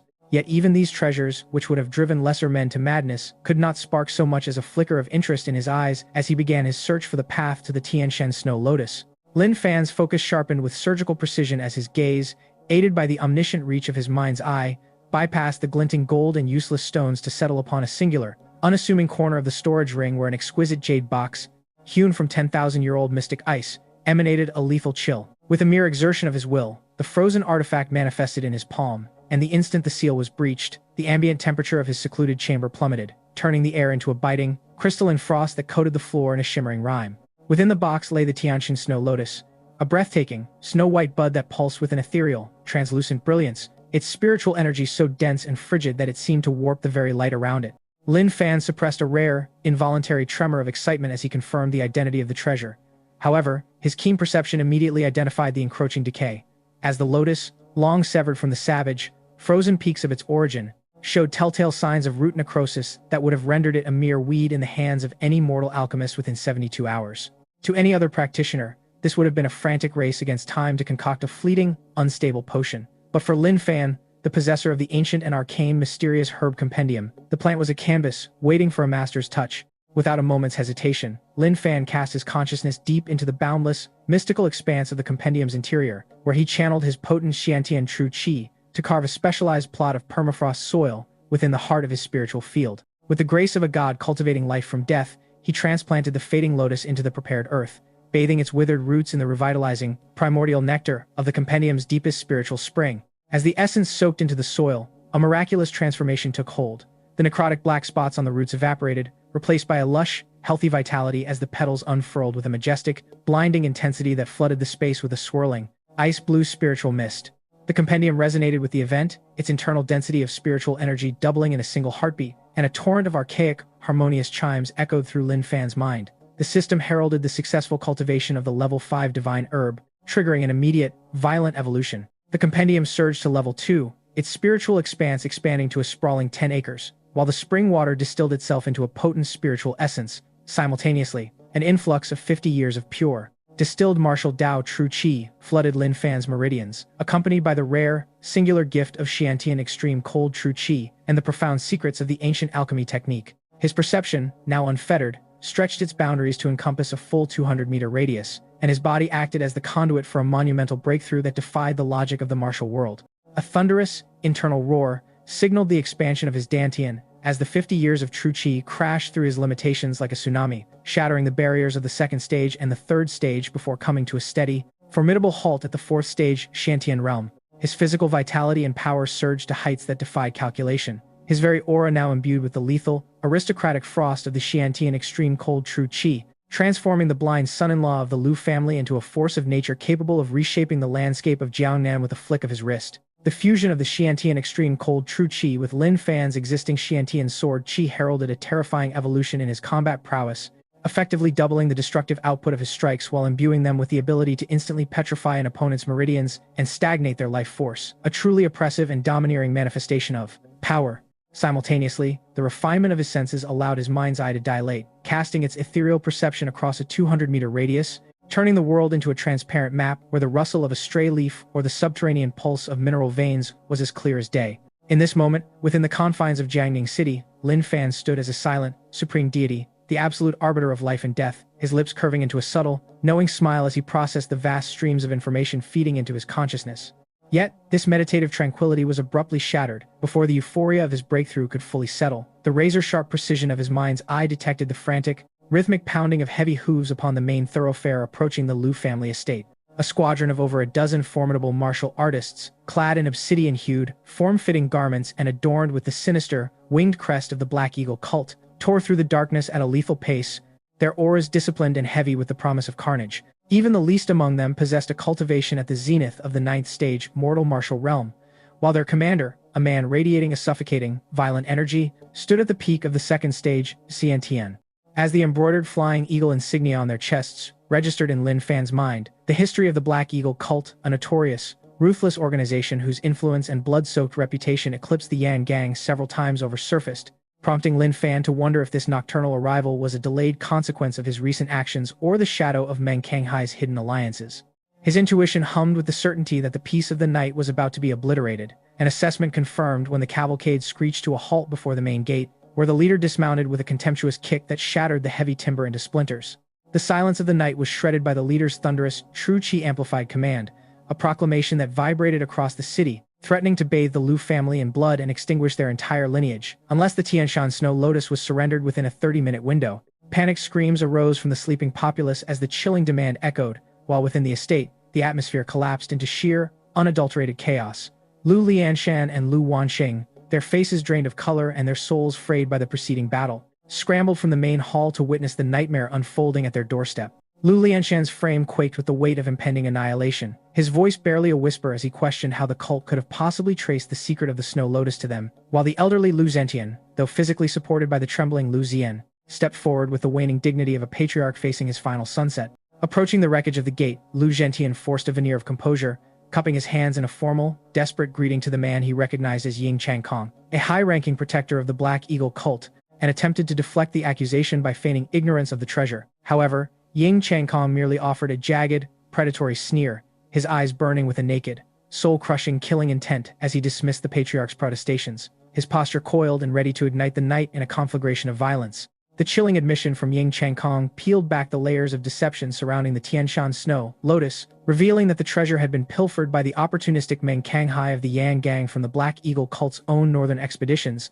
a revelation that struck the Lu family with the freezing realization of their precarious position. The Black Eagle cult, an apex predator in the Jiangnan martial landscape, operated with a ruthless efficiency that rendered the Yan Gang mere children by comparison, and as the reality of their overwhelming power set in, the members of the Lu family stood paralyzed by the weight of their own insignificance. Lu Zhentian, his weary eyes flickering with the desperate hope of a drowning man, turned his gaze toward the small, secluded courtyard where Lin Fan resided, recognizing that their only potential salvation lay with the blind son-in-law who had recently demonstrated displays of power that defied the very laws of the martial world. Beside him, Lu Wanqing, her peerless beauty marred by the pallor of terror, bit her lower lip as her gaze drifted toward the same threshold, her heart caught in a suffocating conflict between the survival of her family and an unspoken, burgeoning concern for Lin Fan's safety against such a formidable, peak second stage Xiantian adversary. The sheer military might of Ying Changkong, backed by over a dozen elite assassins from the ninth stage, mortal martial realm, created an aura of absolute dominance that seemed sufficient to trample Jiangning City beneath their boots, forcing Lu Lianshan to abandon any hope of concealment and confess that the lotus was now in the possession of Lin Fan. Upon hearing the identity of the holder, Ying Changkong's face contorted into an expression of profound, sneering disdain, his laughter echoing like thunder as he ridiculed the Lu family for pinning their survival on a mere live-in son-in-law, a pathetic act of cowardice in his arrogant eyes. With the cold indifference of an executioner, Ying Changkong initiated a 10-second countdown, his voice tolling like the bell of the Grim Reaper across the night air, pinning the Lu family beneath a mountain of existential dread that rendered their breath shallow and jagged. Amidst the suffocating tension, the desperate, trembling voice of Lu Ziyan pierced the silence as she screamed toward the courtyard, urging Lin Fan to flee and prioritizing his safety over their own impending slaughter, a selfless act that resonated deeply within the sanctuary of Lin Fan's room. Seated upon his jade bed, Lin Fan felt the genuine warmth of the girl's concern stir a rare sense of gratification within him, and as he contemplated the sheer wealth of rare herb seeds that the Black Eagle cult surely possessed, viewing them not as a threat, but as a fortuitous delivery of resources for the further evolution of his mysterious herb compendium, his resolve hardened into a singular, lethal intent. With a calm, elegant grace, Lin Fan stood from his meditation, his movements fluid and precise as he adjusted the black blindfold that obscured his eyes, his composure entirely undisturbed by the chaos outside. He reached out with a steady hand to retrieve his humble bamboo staff, an object that had withstood the intensity of recent conflicts without a single blemish, and as his fingers closed around the wood, he prepared to step out into the night, ready to grant Ying Changkong his wish for an early grave and claim his next spoils. With a deliberate step, Lin Fan vanished from the confines of his chamber, his movement so fluid and instantaneous that it defied the standard perception of speed, and in the next heartbeat, he manifested as a silent sentinel before the shattered, splintered remnants of the Lu family gate, positioning himself firmly between the terrified, cowering members of the Lu household and the encroaching wall of obsidian-clad killers. The nocturnal wind whipped against his threadbare gray robes, creating a rhythmic, fluttering sound that punctuated the oppressive stillness. Yet Lin Fan stood entirely unmoved, his features composed into a mask of serene tranquility while he clutched his humble bamboo staff as if it were a scepter of absolute authority. To the surrounding Black Eagle cult assassins, whose auras radiated a sharp, bloodthirsty intensity, Lin Fan appeared almost phantom-like, his presence seemingly disconnected from the violence inherent in the air, a fact that drew a sharp, audible gasp from Lu Ziyan, whose eyes shimmered with a volatile mixture of relief and agonizing apprehension.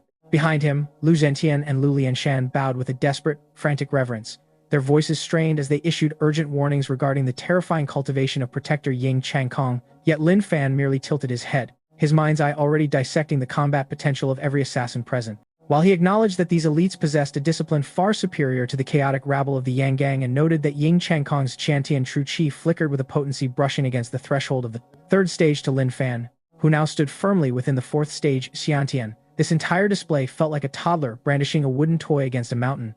Ying Changkong, whose eyes swept over Lin Fan with a mixture of predatory amusement and cold contempt, sneered when he failed to detect the faintest tremor of martial energy emanating from the blind youth.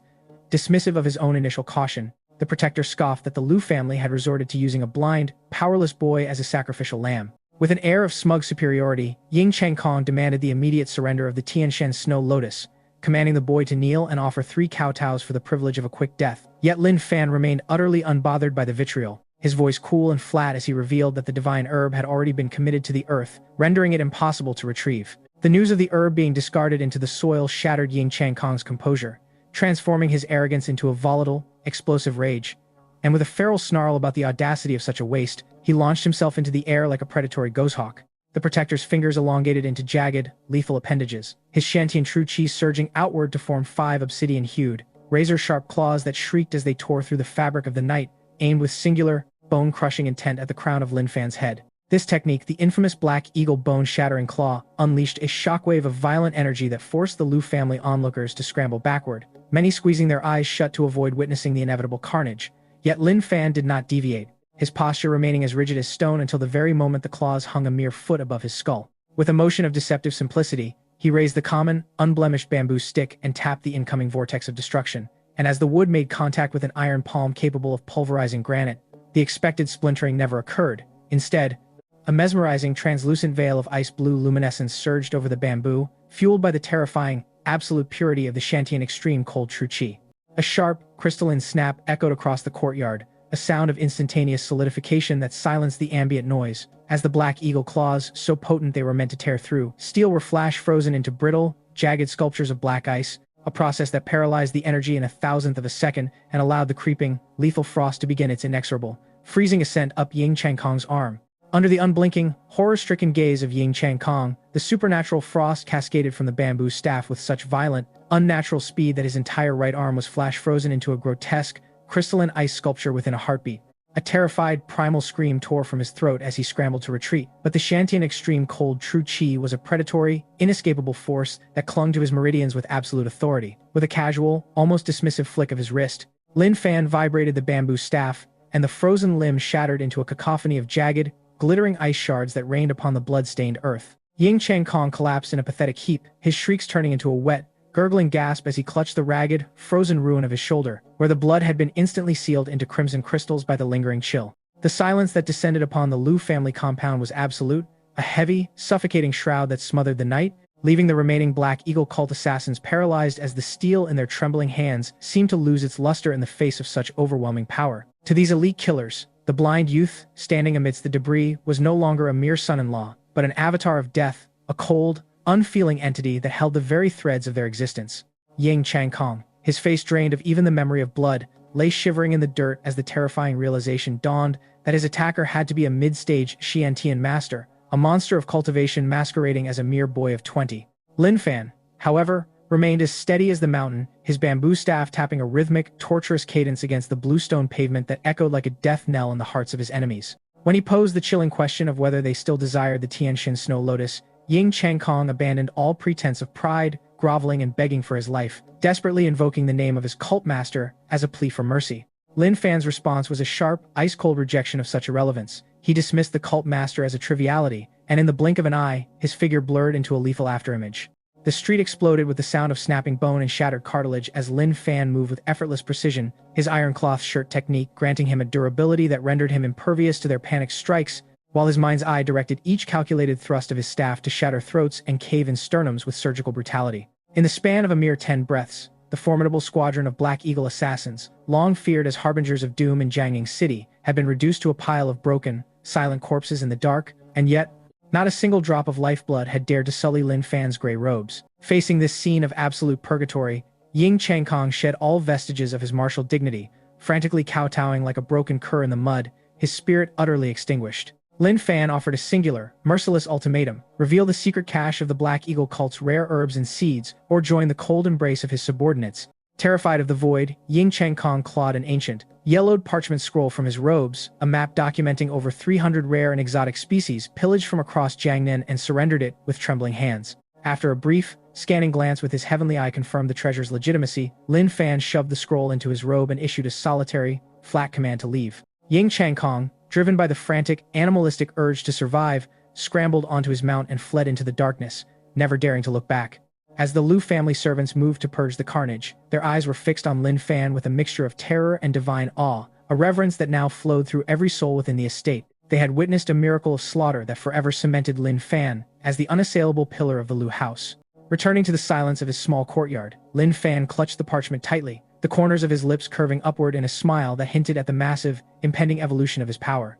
With the ancient parchment scroll secured within his grasp, a treasure map detailing the locations of over 300 rare, exotic herb seeds, Lin Fan felt the familiar, hum-like anticipation of the mysterious herb compendium within his consciousness, its potential for a monumental upgrade now standing on the precipice of realization. It was clear to him that the name Lin Fan was destined to be etched into the annals of history, becoming a figure of unparalleled legend throughout the Jiangnan region, and perhaps even shaking the foundations of the entire great Xia Empire. Yet, in the shadows of the world, forces beyond his immediate perception were already coalescing. Far away, within the grim, obsidian-walled headquarters of the Black Eagle cult, a sinister, withered elder surged with a sudden, turbulent energy that signaled a cultivation at the peak of the 5th stage Xiantian realm, the sheer pressure of his wrath shattering his secret stone chamber into dust. A vow of annihilation, cold enough to freeze the very air, echoed into the night as he pledged to grind the slayer of his protector and the thief of his divine herb into nothingness, unknowingly marking the true, glorious, and bloody commencement of Lin Fan's journey toward martial supremacy. By the dawn, the streets of Jiangning City were a cacophony of frantic, whispered rumors, as the sudden dissolution of the Yang Gang, once a titan of the local underworld, sent shockwaves through every faction, with citizens and martial artists alike marveling at the swift demise of gang leader Meng Kanghai, his heir, and two formidable Xiantian elders. As lesser forces scrambled like vultures to pick at the remains of the gang's vast assets, the Liu family moved with the precision of an apex predator, executing a thunderous annexation that secured all pharmacies, docks, and territories under their banner within a single day. And when a few desperate holdouts dared to contest their claim, a mysterious, masked Xiantian Grand Master emerged from the Liu shadows to crush their ambitions with a few decisive, bone-shattering strikes. From that moment forward, the Liu family stood as the undisputed masters of Jiangning, and amidst this swirling, chaotic transition of power, Lin Fan remained a paradox of tranquility, sequestered within his elegant, modest courtyard, seemingly untouched by the storms he had personally invited. He sat at the stone table, his posture relaxed, his mind's eye tracing the intricate topography of the stolen map, which detailed the Black Eagle cult's Jiangnan branch, hidden 50 miles to the west, nestled deep within the treacherous, fog-choked embrace of the Luoyan mountain range, a natural fortress where a secret underground karst vault was guarded by first-stage Xiantian elders and lethal, complex mechanisms. To any other, the vault would be an impenetrable death trap, but to a practitioner of the fourth-stage Xiantian, with the divine insight of the mind's eye, these defenses were merely hollow parlor tricks. Lin Fan dipped his consciousness into the compendium once more, observing the vibrant 10-acre expanse of his spiritual field, where the density of the energy had reached a point of near liquefaction, nourishing the burgeoning colonies of spirit star and earth gall grasses that provided him with a steady, compounding stream of pure true qi. He calculated that even without further effort, this passive accumulation would elevate him to the pinnacle of the mid-Shantian realm within 3 years, yet the threat of the Black Eagle cult master remained a hanging blade, a volatile variable that demanded a swifter, more aggressive solution. He could not afford the luxury of time, the initiative had to be seized, the branch in Luoyan Mountain had to be gutted of its treasures, and the looming threat needed to be permanently uprooted before the enemy could consolidate their response, a plan that took firm shape in his mind just as the rhythmic, energetic footsteps of Lu Ziyan broke the stillness. Her voice, bright and brimming with life, echoed into the courtyard, and as she stepped through the gate, draped in a sleek, tight-fitting black outfit with a polished longsword resting at her hip, Lin Fan's mind's eye turned to greet her, his expression as calm as a placid lake as he prepared to navigate the next phase of his rise to greatness. Lu Ziyan arrived at the courtyard entrance, radiating a heroic, spirited energy that blended perfectly with her youthful, charming demeanor, her presence acting as a bright contrast to the more reserved, delicate form of Lu Wanqing who followed closely behind. Lu Wanqing, looking uncharacteristically shy and radiant in a hand-stitched light blue robe, carried an exquisite jade bowl from which billowed a warm, soothing medicinal fragrance. As Lin Fan slowly concealed the precious map within his robes, he greeted them with a gentle, appreciative smile, masking the calculating edge of his thoughts as he inquired about their unexpected morning visit. Lu Wanqing approached the stone table with practiced grace, setting the jade bowl down with utmost care as she explained with soft, melodic sincerity that the item was a century-old purple copper medicine furnace, a rare heirloom her father had specially retrieved from the family vaults, alongside 3 prized century-old red ginseng roots. While these tonics lacked the divine, world-altering properties of the Tian Shan Snow Lotus, they were nonetheless exceptional healing agents, and she expressed her heartfelt concern for the physical toll Lin Fan's miraculous battle the previous night had surely exacted upon his constitution. Lin Fan utilized his mind's eye to pierce the surface of the gift, confirming the authentic, vibrant red glow of the century-old ginsengs nestled within the furnace. For him, this was not merely a gesture of kindness, but a fortuitous windfall, as planting these specimens would diversify his collection and introduce a pure, potent yang vitality capable of achieving a perfect yin-yang equilibrium with the extreme cold of the Tian Shan Snow Lotus, a catalyst that could potentially trigger a profound, qualitative metamorphosis of his internal true qi. Lu Ziyan, observing the interaction with a triumphant glint in her eyes, teased her sister about her earlier anxieties that Lin Fan might find the gift beneath him, prompting a flush of deep, apple-red embarrassment to mantle Lu Wanqing's cheeks as she reprimanded her sibling with a playful, sharp glare. Lin Fan watched the intimate exchange between the sisters, with a rare, profound sense of tranquility, finding that in a world defined by the harsh, unrelenting logic of slaughter and political machinations, such fleeting moments of domestic warmth possessed an incomparable, diamond-like value. He invited them to sit, steering the conversation with a subtle, predatory curiosity toward the topography and dangers of the Luoyan mountain range. Lu Ziyan, drawing upon her experiences from training at Qingyan Pass, spoke at length of the region's lethal miasma, the predatory beasts that prowled the fog, and the ominous, heavy-guarded presence of the Black Eagle cult's secret branch. Despite her sharp warnings regarding the suicidal nature of venturing into such a den of iniquity, Lin Fan dismissed her concerns with a faint, dismissive smile and a self-deprecating comment about his own limitations, as a blind man confined to the city, a ruse that successfully lulled the sisters into a state of relieved complacency. They departed as the sun reached its zenith, leaving Lin Fan to the deepening silence of his courtyard. As the last traces of their presence faded, his expression hardened, the softness of the morning stripped away to reveal a cold, resolute gaze that promised an inevitable reckoning. When night finally descended, a suffocating layer of dark, heavy clouds swallowed the celestial bodies, plunging the land of Jiangnan into a pitch-black abyss that felt heavy with the scent of impending violence.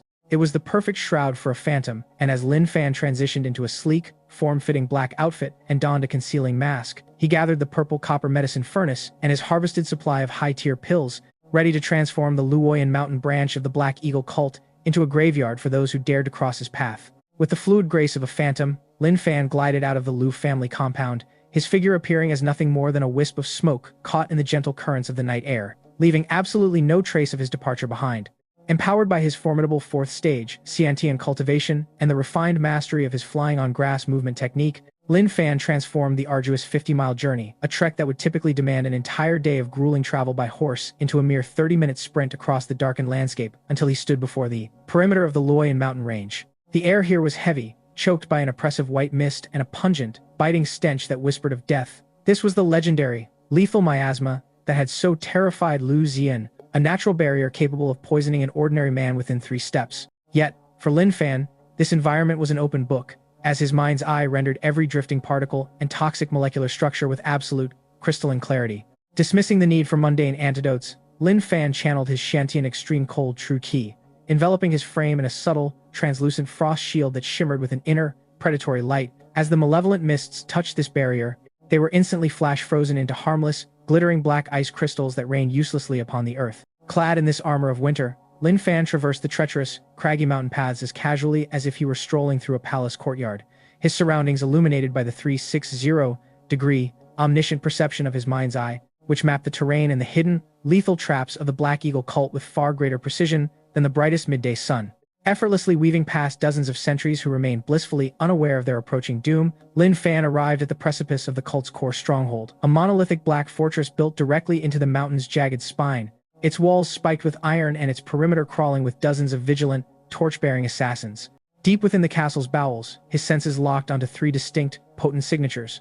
1 practitioner at the second stage, Xiantian, and 2 at the first, the resident guardians whose lives were destined to become the next harvest for his mysterious herb compendium. With a cold, mocking sneer, Lin Fan abandoned all pretense of stealth, the bamboo staff in his hand tapping against the stone before he launched himself forward like a blinding bolt of ice-blue lightning, a peerless divine weapon carving a scar of frost through the oppressive dark. "Who goes there?" a guard shrieked. But the warning died in his throat as Lin Fan's true power slammed into the massive, black iron-reinforced gates, the metal shattering into thousands of jagged shards as if it were nothing more than soft, crumbling tofu. A hurricane of turbulent, freezing true chi exploded outward, turning the iron debris into a lethal spray that transformed the surrounding guards into a mist of red gore before they could even draw their blades.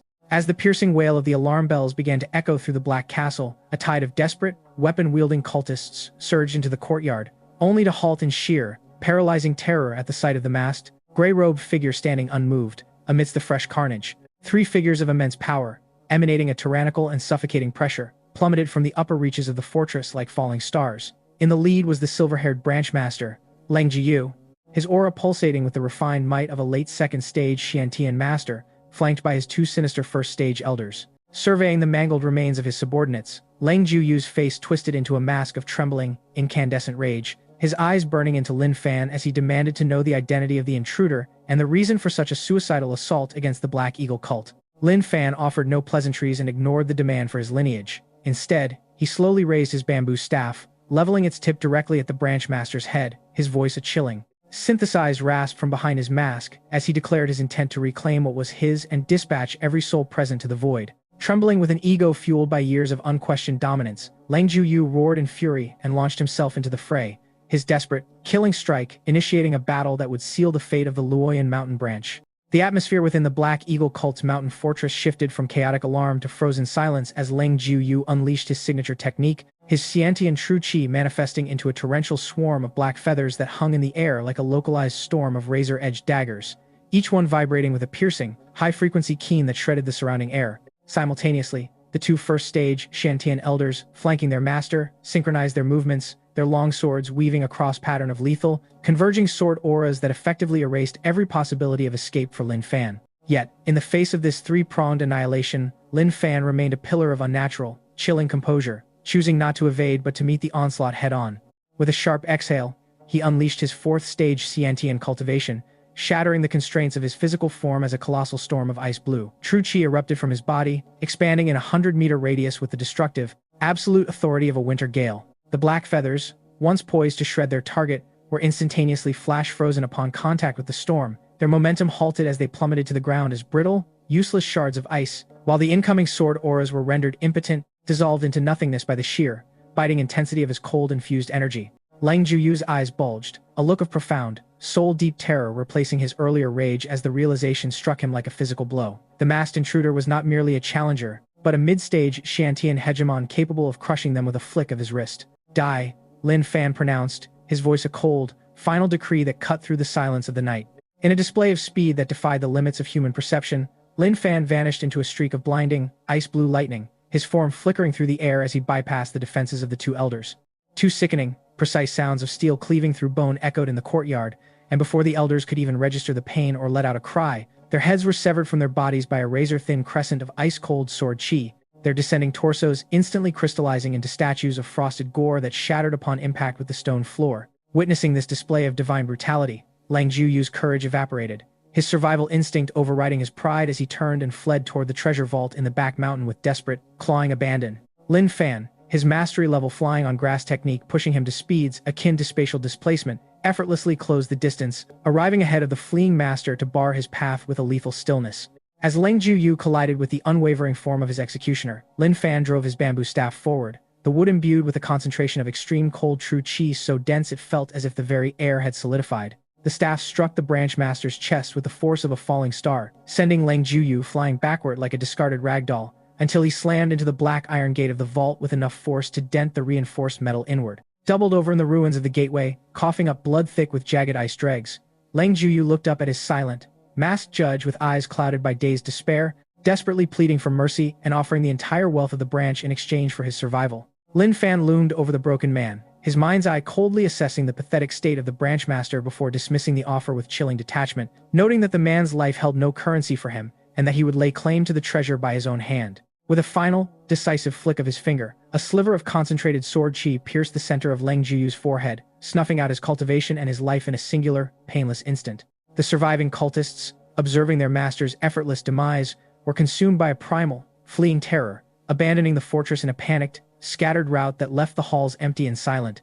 Lin Fan stepped over the corpse of his enemy and pushed aside the buckled black iron gate, entering the sprawling subterranean vault where the flickering torchlight revealed mountains of gold, stacks of fine silk, and rows of master-crafted weaponry. To any other, this would be a king's ransom. But to Lin Fan, these riches were mere trifles, his mind's eye ignoring the material excess to fixate, with predatory focus, upon a pedestal of pristine, glowing white jade resting at the very heart of the chamber. Upon the expansive, meticulously carved white jade platform, hundreds of exquisitely crafted wooden boxes were arranged in perfect, symmetrical rows, each one radiating a soft, hypnotic luminescence that hinted at the potent, latent vitality contained within. These were not mere trinkets, but the spoils of a ruthless, years-long campaign of plunder, featuring high-tier spiritual herb seeds and rare medicinal specimens gathered from across the entirety of the Jiangnan region.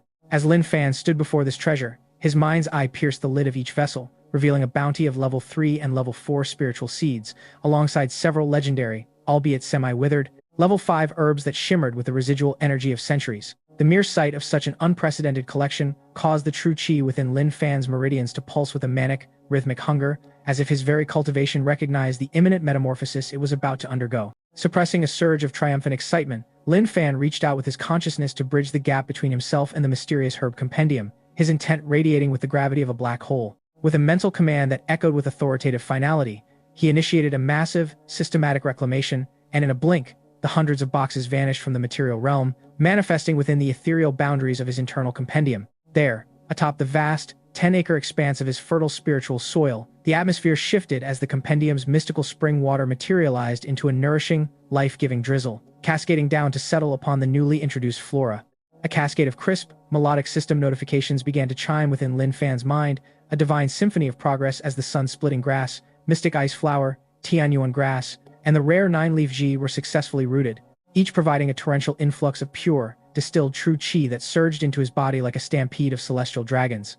The sheer volume of this energy was cataclysmic. His body began to purge vast quantities of thick, black impurities, his pores weeping the stagnation of his past limits while his muscles, bones, and internal organs were subjected to an agonizing, profound refinement that reshaped his physical vessel from the inside out. The once formidable bottleneck of the fourth stage Xiantian realm crumbled into dust under this relentless bombardment, and in a terrifying display of exponential growth, Lin Fan's cultivation skyrocketed, surging through the fifth, sixth, and seventh stages until it finally stabilized at the eighth stage Xiantian realm. His Xiantian extreme cold, true qi, once gaseous, condensed into a potent, liquid-state torrent that roared through his meridians with the deafening power of an unstoppable river, while the range of his mind's eye expanded in a frantic, exhilarating burst sweeping outward to 300, 500, and finally 800 meters, until a full kilometer of the surrounding world lay mapped and subjugated under his absolute perception. He could discern the rhythmic breathing of a commoner in the distant city, hear the subtle shift of the wind, and visualize the very flow of life in the dark, and with this ascension came the unlocked secrets of his ancient alchemy technique,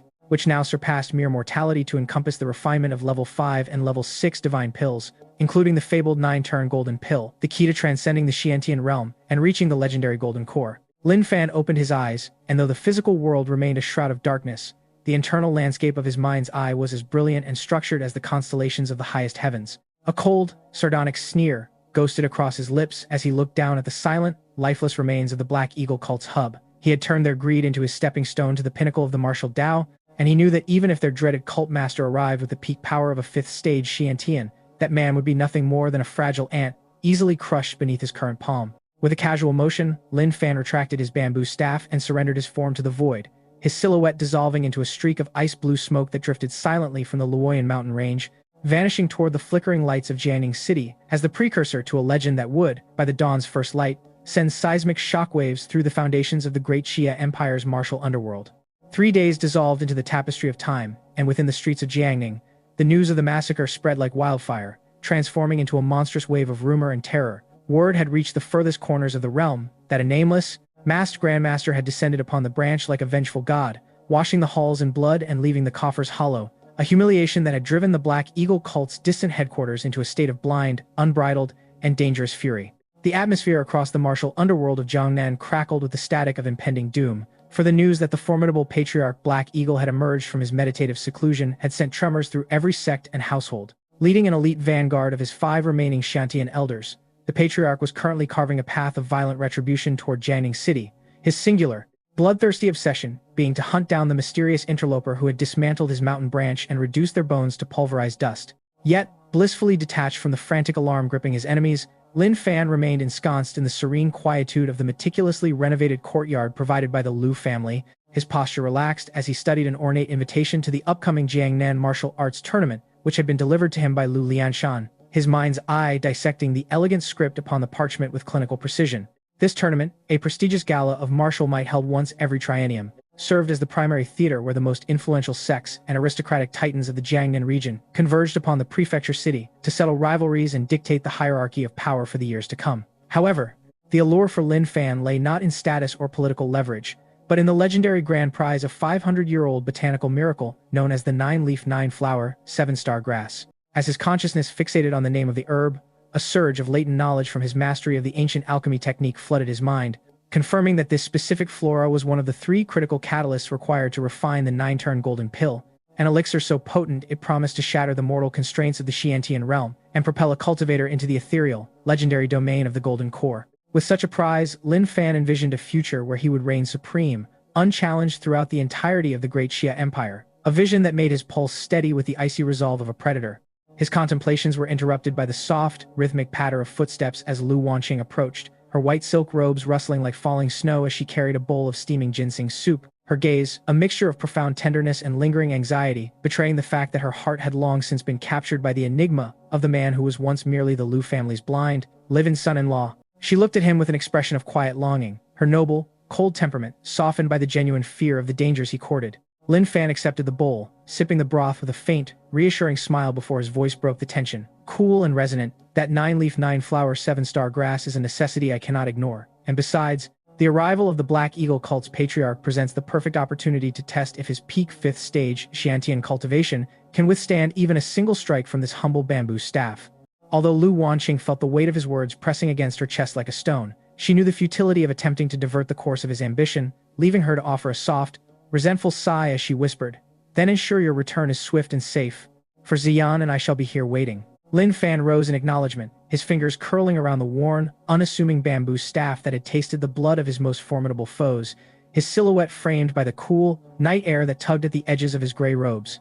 Though the black fabric remained tied across his eyes, the vast, luminous expanse of his mind's eye mapped the world in intricate, crystalline detail, projecting a grand, heaven-spanning tapestry of the conflict to come. With a quiet step, he departed, his spirit already attuned to the shifting winds and brewing storms of Jiangnan, leading him toward the distant, majestic sprawl of the prefecture city, a colossal metropolis where walls of basalt pierced the clouds and exuded the heavy, ancient aura of a thousand-year-old fortress. As he walked through the teeming, chaotic streets of the prefecture city, surrounded by a dizzying influx of martial sect disciples, arrogant aristocratic scions, and grim-faced rogue cultivators, Lin Fan remained a figure of stark, elegant simplicity, his tattered gray robes, a sharp contrast to the vanity around him, his bamboo staff tapping against the stone as he moved with the unhurried grace of a storm waiting to break, indifferent to the bustling masses who remained completely unaware that the architect of their impending chaos walked among them. The bustling thoroughfare of the prefecture city was a cacophony of commerce and martial fervor, through which Lin Fan moved with effortless composure, his form flanked by the striking presence of the Lu sisters. Lu Wanqing, draped in elegant white with silver embroidery, moved with a natural, cold grace that commanded the attention of every passerby, while Lu Zian, the petite and spirited younger sister, acted as a vivacious guide, her bright eyes dancing with excitement as she pointed out the landmarks of this legendary city. The younger girl clung to Lin Fan's sleeve, her voice chiming with youthful charm as she pleaded, "Brother-in-law, look at the Riverview Pavilion. Rumor has it their braised carp is divine, and you simply must treat me there once the tournament concludes." Lin Fan responded with a faint, indulgent smile, his composure unshaken by the urban roar as he promised that any craving she possessed would be satisfied upon their victory. However, the harmony of their walk was abruptly shattered by a sharp, venomous sneer that cut through the surrounding chatter, dripping with unmasked contempt. Bragging without a shred of self-awareness, a blind wretch like you thinks he can afford the Riverview Pavilion. Truly, the level of absurdity is laughable. Lin Fan's mind's eye instantly shifted to identify the source of the vitriol, a small entourage of young martial artists clad in ostentatious, colorful brocade. At their head strode a youth with a pallid, unhealthy complexion, radiating the energy of the 8th stage of the mortal martial realm, while his two cronies trailed behind him with sycophantic, predatory grins. The moment the leader's gaze landed on Lu Wanqing, his expression underwent a grotesque transformation, his eyes widening with a raw, predatory hunger. Strutting forward with an air of practiced, albeit vapid, sophistication, he completely disregarded Lin Fan, instead positioning himself in front of the Lu heiress. "I am Bai Zihua, heir to the Jinling Bai family," he declared, striking what he clearly believed was a charismatic pose. "May I inquire as to the name of such a peerless beauty? Perhaps you would do me the honor of accompanying me to the Riverview Pavilion for a private dinner?" Lin Fan's mind, sharp as a razor, immediately cross-referenced the name, recalling that the Bai family of Jinling served as a titan within the Jiangnan Chamber of Commerce, their influence and martial strength backed by the first stage, Xiantian powerhouse, Bai Wushuang, outstripping the prestige of the Lu household, which explained the sheer, unadulterated arrogance pouring off the young master. Lu Wanqing's brow furrowed in immediate distaste, her gaze cold as ice as she dismissed him with a curt, "Not interested, please move." The veneer of civility on Bai Zihua's face vanished, replaced by a snarl of offended pride. "Misunderstand your position. Being invited by the heir to the Bai family is an honor accrued over 8 lifetimes of virtue. Do not mistake my patience for weakness by refusing a toast only to be forced to drink a forfeit." His hostility then swiveled toward Lin Fan, his finger jabbing accusingly at the blind man. "As for this blind beggar, is he truly worthy of standing in your shadow? Kid, if you value your life, crawl away and leave the lady to me, or I shall personally see to it that your legs are shattered like discarded kindling." The insult hit Lu Zian like a spark to dry tinder. Her face flushed with indignant rage, and with a metallic ring, her long sword was unsheathed in a blur of movement. She pointed the blade directly at Bai Zihua's nose, screaming, "White pig, rinse your filth-ridden mouth. How dare you speak such insolence to my brother-in-law? I shall carve you into pieces for this." Bai Zihua's laughter was a grating, mocking sound, unbothered by the threat. The 7th stage of the mortal martial realm, a commendable effort for a girl, but entirely inconsequential in my presence. "Guards, seize the girl as well. It seems fortune has gifted me 2 prizes for the price of 1 tonight." At his command, his 2 lackeys, both seasoned warriors of the 9th stage, lunged forward with sinister intent. Though Lu Ziyan fought with fierce, instinctive talent, the combined pressure of 2 opponents holding superior cultivation quickly forced her onto the defensive, her situation spiraling into immediate peril. Lu Wanqing, her heart constricted by sudden, sharp anxiety, moved to intervene, her white robes fluttering as she prepared to join the fray, but before her intent could manifest, a soft, Deliberate tap resonated through the street, the sound of Lin Fan's bamboo staff meeting the paving stones with a weight that seemed to vibrate through the very earth itself. The very air in the market seemed to compress as the mastery-level flying on grass movement techniques surged through Lin Fan's meridians, transforming him into a blur of motion that defied the limits of human perception. In a fraction of a heartbeat, a temporal window, so narrow, it left the surrounding onlookers convinced he had simply teleported. Lin Fan materialized as a silent, monolithic barrier between the aggressive lackeys and an astonished Lu Ziyan. With a movement of deceptive simplicity, the weathered bamboo staff in his hand sliced through the atmosphere, its tip tracing an arc of lethal grace. A synchronized pair of dull, sickening thuds resonated through the street, announcing the precise moment the staff's terminal velocity struck home.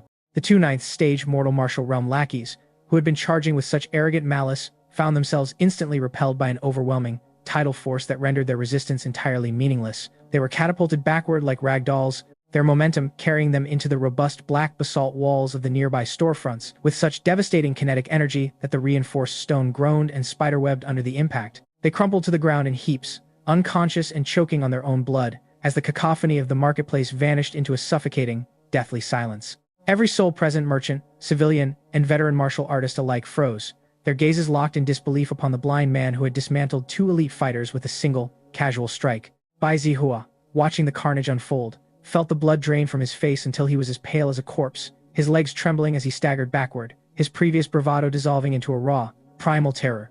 Lin Fan stood motionless, his posture composed and his black blindfolded gaze fixed on the distance, yet the heavy, suffocating pressure of his extreme cold Shantian true chi rippled outward, pinning Bai Zihua in place like an insect caught in amber. "I shall grant you 3 breaths of time to shatter your own hands and crawl from my sight," Lin Fan stated, his voice devoid of inflection, a cold, mechanical delivery that hung in the air with the finality of a judgment from the afterlife. "Otherwise, Jiangnan Prefecture City shall host one more corpse by morning." A tremor racked Bai Zihua's frame as he heard the ultimatum. The chilling lack of human warmth in those words shattered his remaining courage.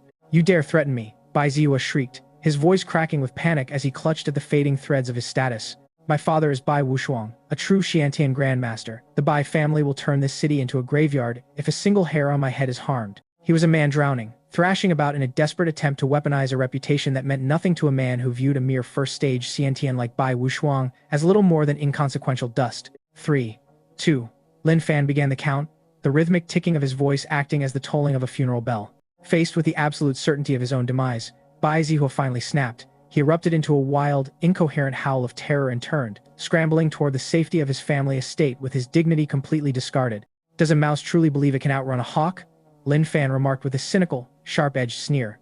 The bamboo staff moved again, carving a single, razor-thin line through the void, unleashing a ribbon of ice-blue Shantian sword chi that hissed through the air with the predatory speed of a striking viper. It closed the distance instantly, flashing across Bai Zihua's wrists with such surgical precision that the scream of agony that followed was cut short by the sheer shock of the trauma.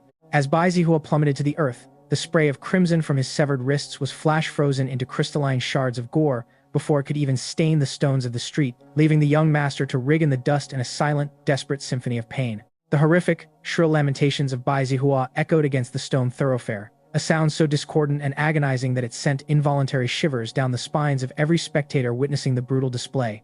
With a flick of his wrist, Lin Fan produced a sharp, resonant snort of dismissal, his bamboo staff tracing a lethal arc through the air to generate a pressurized gale that struck the crippled heir squarely in the chest, launching his broken frame through the air until he collided violently with the grand, imposing gateway of the Bai family residence. Having dismantled the pride of a major power with the same indifference one might show in brushing away dust, Lin Fan stowed his staff, his demeanor returning to an unsettling, icy calm as he turned toward the Lu sisters, whose faces remained etched with shock and lingering disbelief. "Wanqing, Ziyan, let us depart. It is time to secure lodging for the night," he commanded, his voice as steady as if he had merely taken a stroll in a garden rather than crippled a nobleman. Lu Ziyan was the first to snap out of her stupor, her eyes sparkling with unbridled admiration as she rushed to hook her arms through his, vibrating with youthful, irrepressible excitement, while Lu Wanqing stood momentarily frozen, her gaze fixated upon the broad, indomitable line of his shoulders. A newfound sense of profound security, a sensation as unfamiliar as it was intoxicating, flooded her heart as she realized the man she had been tethered to by fate was not the burden she once feared, but a pillar of absolute strength capable of shielding her from any storm. As the trio receded into the distance, the crowd parted in a mixture of awe and terror, their eyes following the gray-robed figure with a reverence typically reserved for legendary martial titans. Unbeknownst to them, high atop a nearby eaves, a figure swathed in a sinister cloak of black feathers watched the departure with eyes that burned with the cold, venomous malice of a viper. This was the patriarch Black Eagle, a man whose very aura carried the stench of old blood and malice. Behind him stood the fractured form of Ying Changkong, his face twisted into a mask of pure, unadulterated hatred as he clutched the stump of his missing right arm, his voice a jagged whisper, "Cult Master, that is Lin Fan. He's the wretch who raised our Luoyan mountain branch to the ground and absconded with the Tianshan snow lotus." The patriarch Black Eagle responded with a low, grating chuckle, his withered, talon-like fingers tapping against the black iron railing with such concentrated malice that the metal groaned and disintegrated into fine metallic powder under his touch. A blind junior, who has somehow grasped the power of the middle Xiantian stages, it is no surprise that a fool like Leng Jiuyu perished at his hands, the patriarch murmured, his voice heavy with arrogant disdain. Yet, against my peak 5th stage Xiantian mastery, he is nothing more than a slightly more robust ant. Dispatch the order to Bai Wushuang of the Bai family. With his son now a shattered cripple, that old fox will be blinded by fury and thirst for vengeance. We shall remain the silent spectators, letting the Bai family and this brat consume one another until they are both hollowed out by carnage. Once they have exhausted their strength, I shall descend to reclaim my Tianshan snow lotus and harvest that boy's head to appease the spirits of my fallen disciples.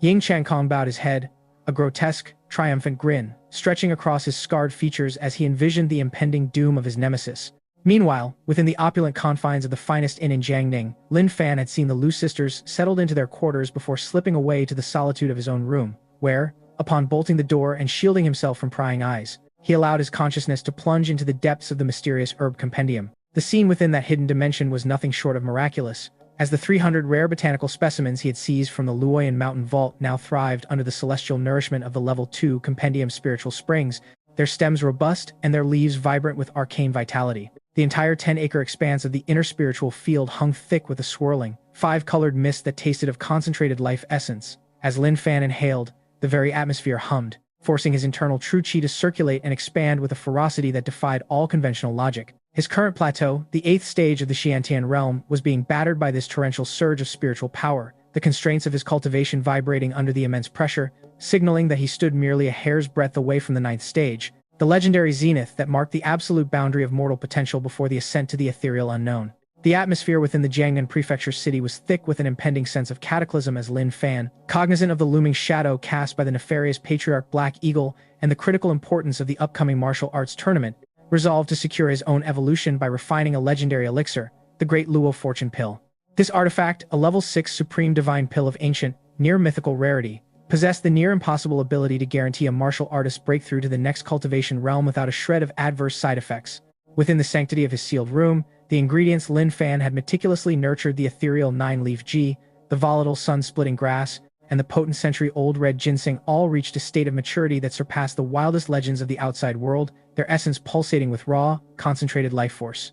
With a practiced inhalation that quelled the surging, turbulent Shantian true qi within his own meridians, Lin Fan summoned the century-old purple-copper medicine furnace that Lu Wanqing had once gifted him. The relic materialized in the air, glowing with an ancient, resonant power. Applying the refined control of his Xiantian extreme cold true qi, he ignited a translucent, ice-blue flame of Xiantian true fire beneath the vessel, the temperature intensifying as he began the most pivotal alchemical endeavor of his life. As the spiritual herbs were introduced to the furnace, their potent essences collided and merged, releasing an intoxicating, miraculous aroma that defied the containment of his room's defensive array.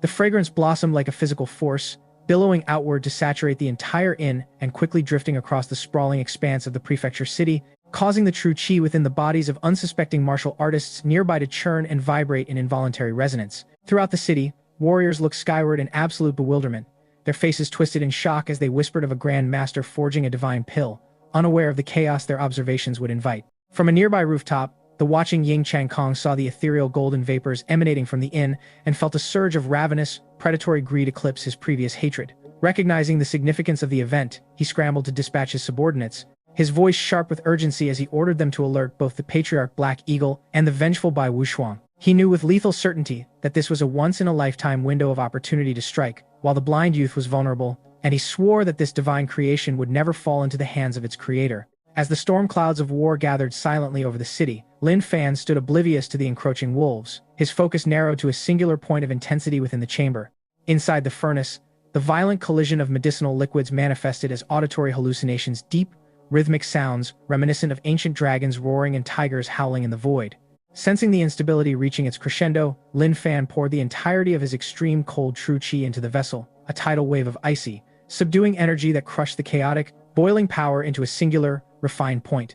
With a resonant, bone-shaking boom that caused the very structure of the inn to tremble, the heavy lid of the purple copper furnace was launched into the air, and a blinding, golden radiance as intense and pure as the sun itself exploded from the vessel to banish the shadows of the room. In the heart of this radiant luminescence, a solitary, perfectly spherical pill hovered, etched with 9 intricate, swirling cloud patterns that pulsed with a vast, terrifying amount of spiritual potential. The great Lure of Fortune pill was complete, and as Lin Fan reached out to claim his prize, he fought to suppress the exhilaration surging through his veins, his hand closing around the cool, vibrating surface of the artifact that would propel him into the 9th stage of the Shantian realm. Without a second of hesitation, Lin Fan brought the golden, 9-patterned Great Lure of Fortune pill to his lips and swallowed it in one fluid motion. The moment the elixir touched his tongue, it dissolved into a torrential, boundless ocean of liquid spiritual energy that surged throughout his body, drowning his physical form in a sea of pure power. His cells, starving for such refinement, erupted in a silent chorus of triumph as they began to ravenously devour the celestial energy, effectively remodeling his internal constitution from the inside out. The stubborn, oppressive bottleneck of the 8th stage Shantian, which had once seemed an insurmountable wall, disintegrated instantly before the pill's overwhelming medicinal tide, vanishing like thin ice beneath the warmth of an early spring sun. A profound, rhythmic pulse thrummed through Lin Fan's meridians as he ascended to the 9th stage, Shantian, achieving the absolute, peerless pinnacle of the realm. Feeling the inexhaustible, roaring current of true ki within his body, which had begun to compress into a dense, semi-liquid state of terrifying potency, Lin Fan could not restrain the exhilaration that surged within him, leading him to tilt his head back and unleash a crisp, piercing howl that resonated with such pure, concentrated pressure that the roof tiles of the inn shattered and clattered to the ground in a cacophony of destruction. Yet, even as the echoes of his breakthrough faded, his Martial Dao Heavenly Eye, expanding across a 1,000-meter radius, fed him a visual landscape of impending conflict that caused a glacial, murderous sneer to sharpen his features.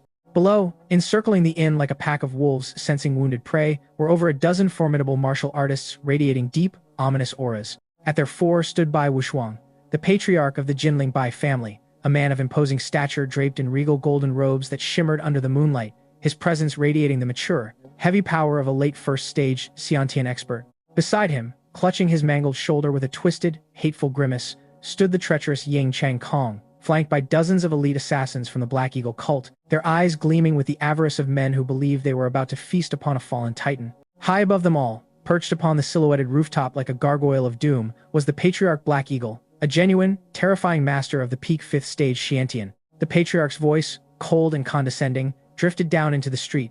Bai Wuxuang, the brat who reduced your son to a whimpering cripple lurks within these walls, and he currently holds a freshly refined level 6 divine pill. If you assist me in slaughtering him, the pill is yours to claim the Tianshan Snow Lotus, and that blind dog's life shall be mine. What say you? A flicker of hesitation crossed Bai Wuxuang's face, but as he recalled the sight of his son's mangled wrists and the whispered rumors of the divine elixir's power, his reason crumbled into dust, replaced by a dark, consuming fire of vengeance and greed. Gritting his teeth with a feral intensity, Bai Wuxuang snarled his assent, signaling the start of a bloodbath. Lin Fan, emerge and meet your end, the patriarch roared, his voice acting as a thunderclap that shattered the night's silence and caused the very ground of the street to tremble. In response, Lin Fan rose from his seat, coolly adjusting his black blindfold before testing the weight of his simple bamboo staff, his expression twisted into a wicked, demonic smirk that promised nothing but ruin for his antagonists. Bai Wuxuang, Black Eagle, since both of you old dogs are so desperate to embrace the afterlife, it would be a pity to keep you waiting. Lin Fan murmured to the empty air, his voice devoid of warmth. In the blink of an eye, the space in the room flickered, and Lin Fan vanished, only to manifest at the threshold of the inn's main entrance, standing perfectly still amidst the sea of enemies. A heavy, metallic scent of impending slaughter began to saturate the night breeze as the two forces locked eyes. Bai Wuxuang recoiled, his pupils contracting to pinpricks as he witnessed the uncanny, phantom-like arrival of his target, a jolt of primal unease piercing his arrogance.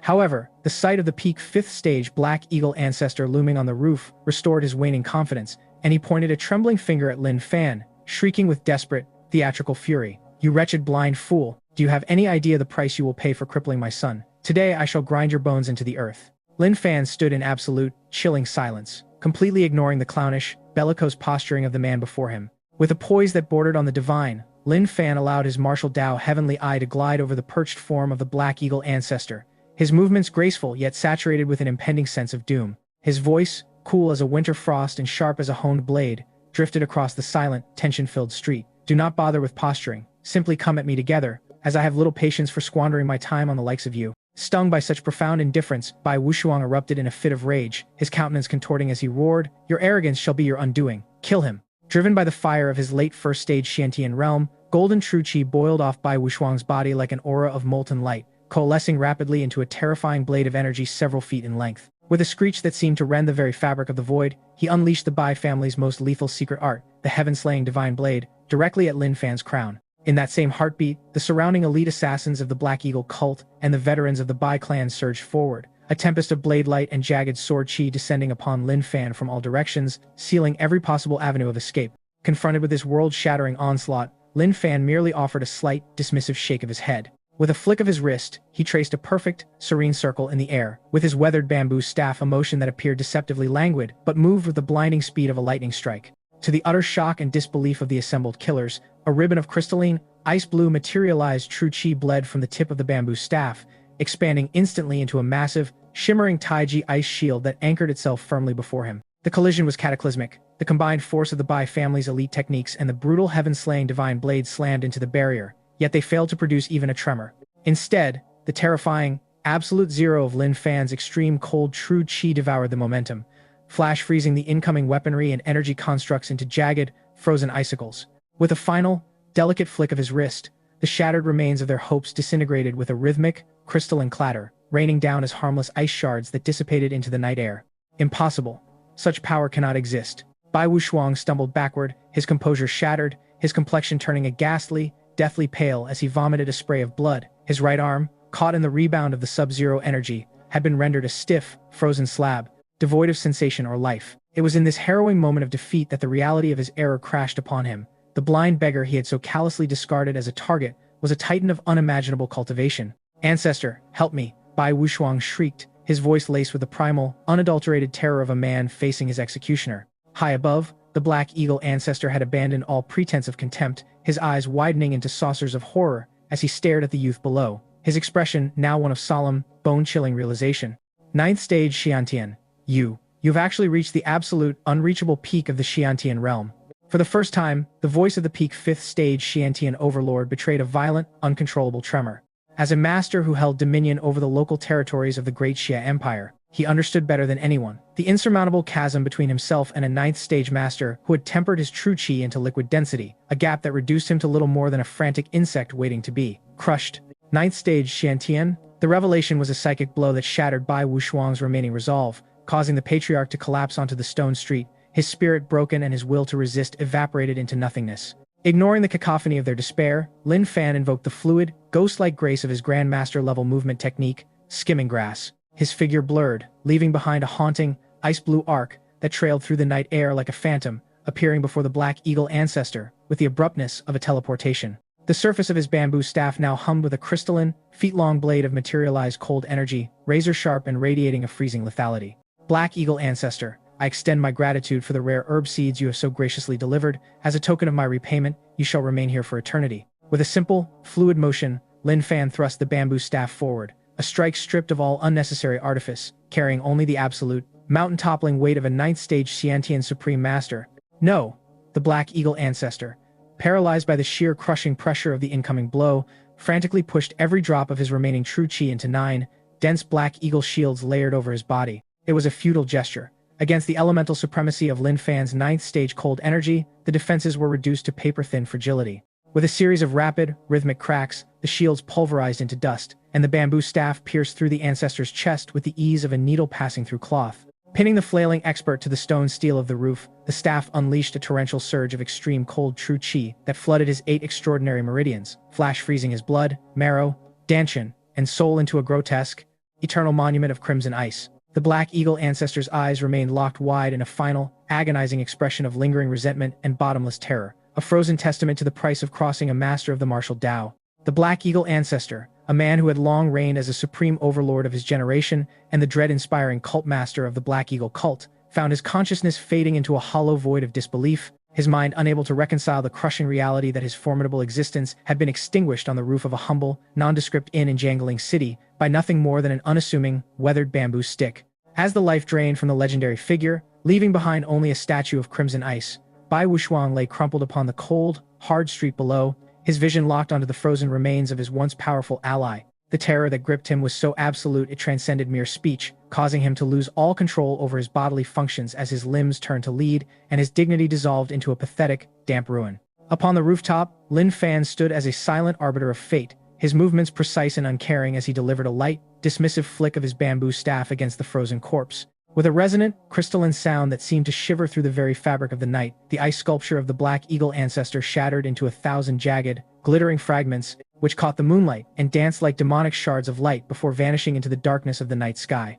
Slowly, with an elegance that belied the brutality of his recent actions, Lin Fan turned his masked gaze toward the street, his Martial Dao Heavenly Eye sweeping with icy detachment over the shattered remains of the Black Eagle, cult assassins and the cowering, broken form of Bai Wuxuang. His voice, cool and resonant, cut through the oppressive silence of the street like a razor, pronouncing the finality of his judgment. Bai Wuxuang, the cycle of your folly ends here. It is your turn to answer for your transgressions.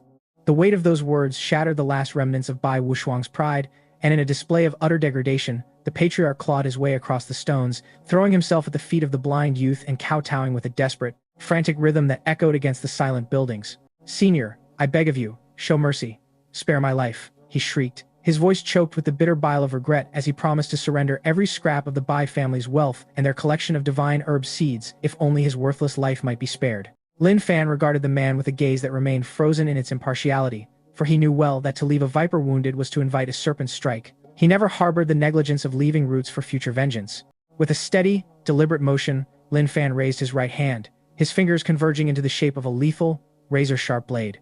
Ignoring the pathetic, desperate, and unwilling screams that tore from Bai Wuxuang's throat, Lin Fan struck, his fingers sinking into the man's dantian with the precision of a master surgeon. A surge of overbearing, tyrannical Xiantian true qi erupted into Bai Wuxuang's body, tearing through his cultivation base and shattering his meridians into irreparable ruin. In a single heartbeat, the man was reduced to a hollow vessel, a cripple destined for a slow, agonizing wait for death that would serve as a far more tormenting punishment than a swift execution. Seeing the absolute, godlike power Lin Fan commanded, the remaining elite assassins of the Black Eagle cult and the Bai family panicked, scattering into the shadows like frightened rats, abandoning their dead and their duty in a frantic bid for survival. By dawn, the news had swept across Jiangning Prefecture City like a tidal wave of blood and myth.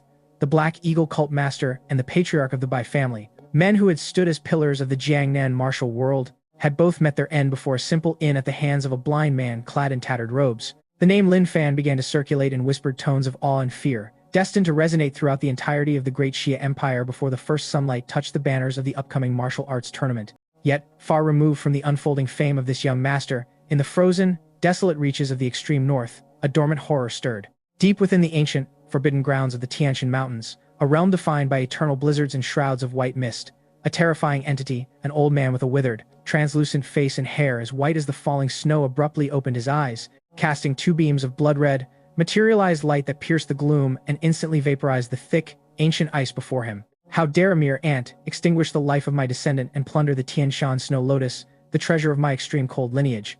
The creature roared, his voice carrying a promise of torment that echoed across the northern wastes, bringing with it a sudden, bone-piercing chill. No matter who you are, I shall flay the skin from your bones and pull the tendons from your limbs. I will bind your soul within the depths of the ice abyss for 10,000 years of suffering. This vow, heavy with the weight of ancient malice, marked the beginning of a legend that would see its most brilliant and cataclysmic bloom in a world far more vast and magnificent than Lin Fan had ever dared to imagine.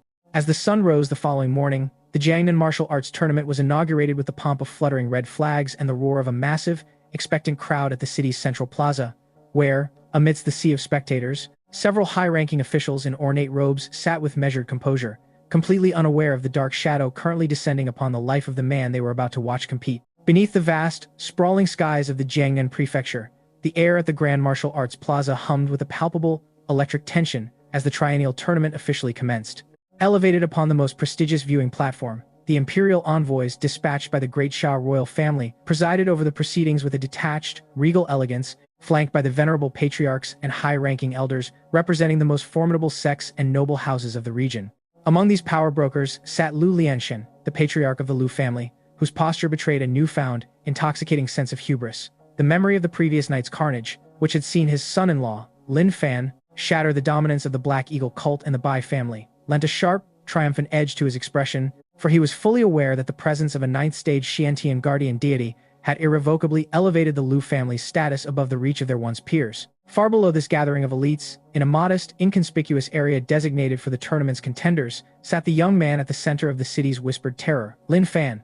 Dressed in the same weathered, gray cloth robes that had seen him through the slaughter, his face obscured by a simple, rough black blindfold and his hands resting near his signature bamboo staff, Lin Fan appeared as nothing more than a blind beggar. Yet he was attended to with the utmost gentle consideration by Lu Wanqing and Lu Zian, the two sisters serving as his companions.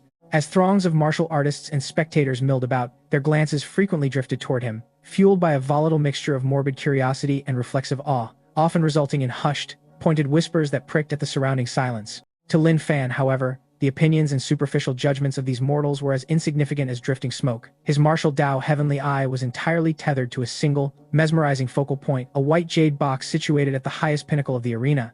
Within that display lay a botanical anomaly, radiating a seven-colored, ethereal light, its structure blooming with 9 pristine white petals that defied nature, the legendary 9-leaf, 9-flower, 7-star grass. As Lin Fan probed the herb with his inner senses, he marveled at the sheer density of its spiritual fluctuations, which dwarfed any relic he had encountered in his path thus far, sensing with cold, calculating certainty that if he were to transplant this specimen into his secret herb garden, the path to the elusive and supreme golden core realm would finally lie open before him. It was a prize he was destined to claim, and no force would bar his progress. The tournament's inaugural round erupted with the sudden, sharp proclamation of the Imperial Envoy, signaling the commencement of a brutal, high-stakes, arena-defending format where only those capable of securing 10 consecutive victories would advance to the elite top 8. What followed was a whirlwind of visceral combat, bodies blurred across the obsidian surface of the arena, the air becoming thick with the crackle of rampaging true chi and the haunting, metallic song of steel meeting steel. Young prodigies fought with a desperate fervor, drawing thunderous, rhythmic applause from the commoners as they displayed their finest techniques. Yet Lin Fan remained as still as a statue, his calm demeanor prompting a spark of impatient energy in Lu Zian, who, waving her small, clenched fists, asked with a pout if she should clear a path through the competition for him.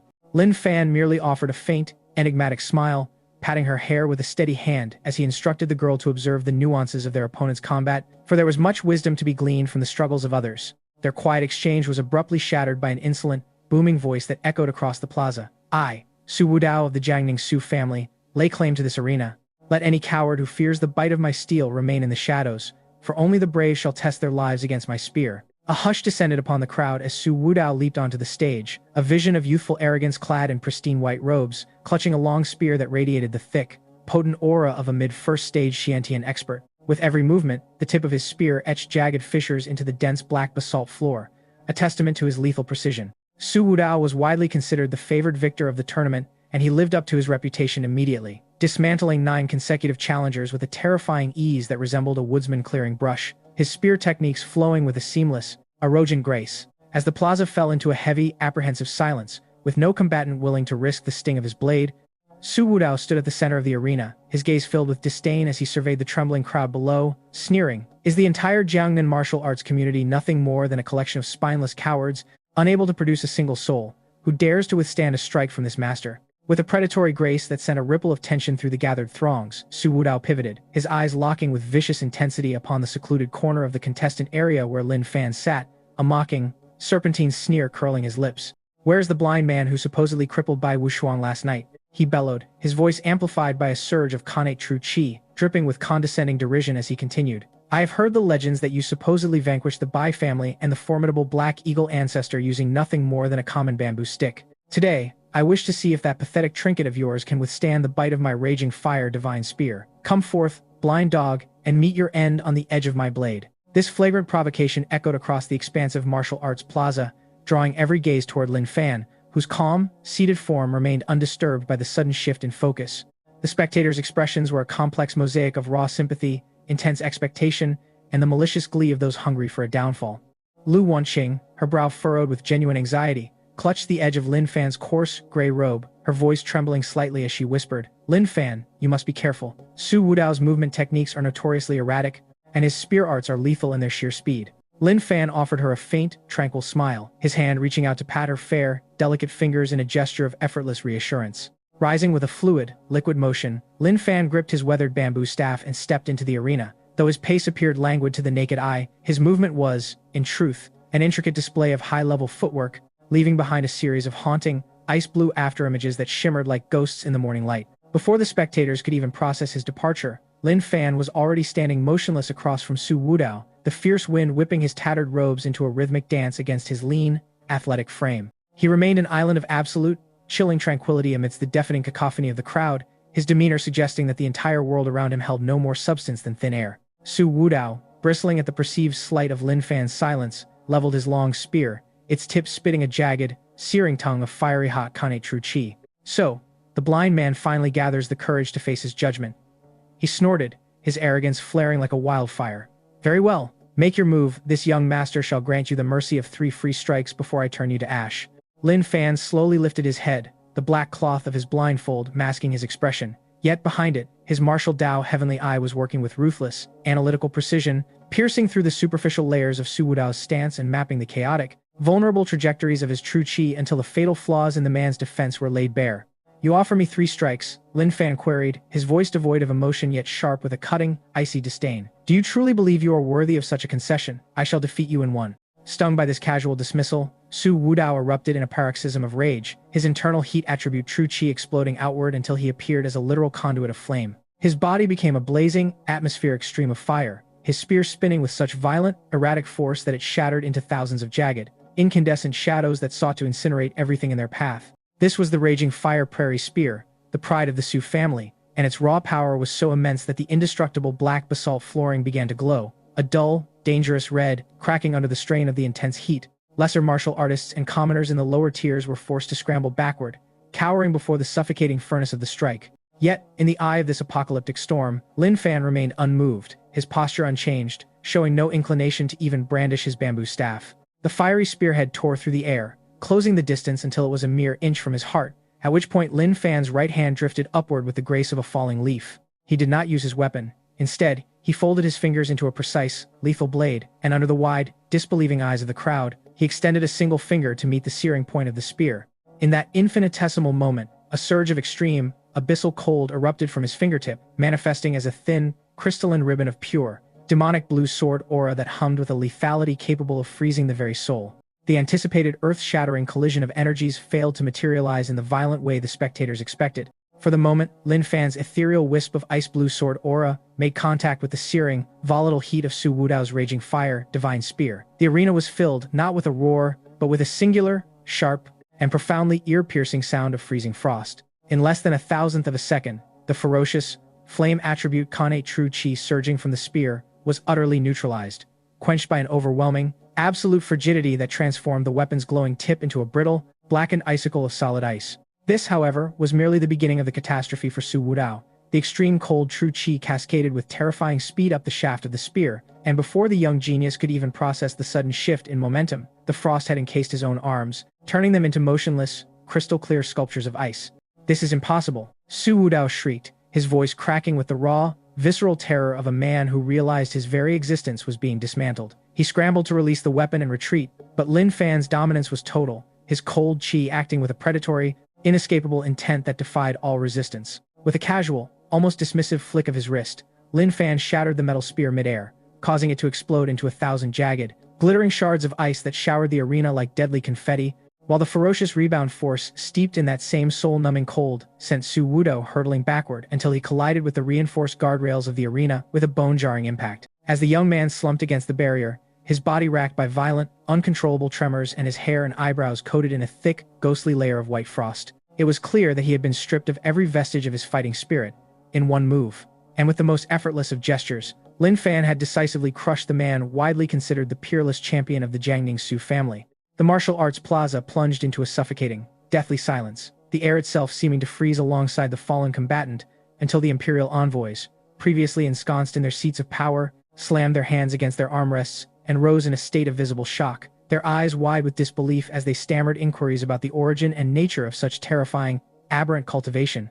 Below the stage, the sea of martial artists who had gathered in hopes of witnessing the blind beggar's humiliation stood paralyzed, their jaws slack and their minds struggling to reconcile the reality of what they had just witnessed. A man who had defeated the pride of the Su family with naught but the tip of a single finger. Lu Wanqing's phoenix eyes glistened with tears, not of sorrow, but of an overwhelming, prideful realization that the man standing on the arena was indeed the finest choice of her life. While beside her, Lu Xian erupted into a jubilant display of excitement, leaping onto the table and shouting praises for her brother-in-law's overwhelming prowess. Unperturbed by the sudden adoration and the lingering shock, Lin Fan simply retracted his finger, tapped his worn bamboo staff against the basalt floor, and directed a calm, indifferent gaze toward the dazed presiding official.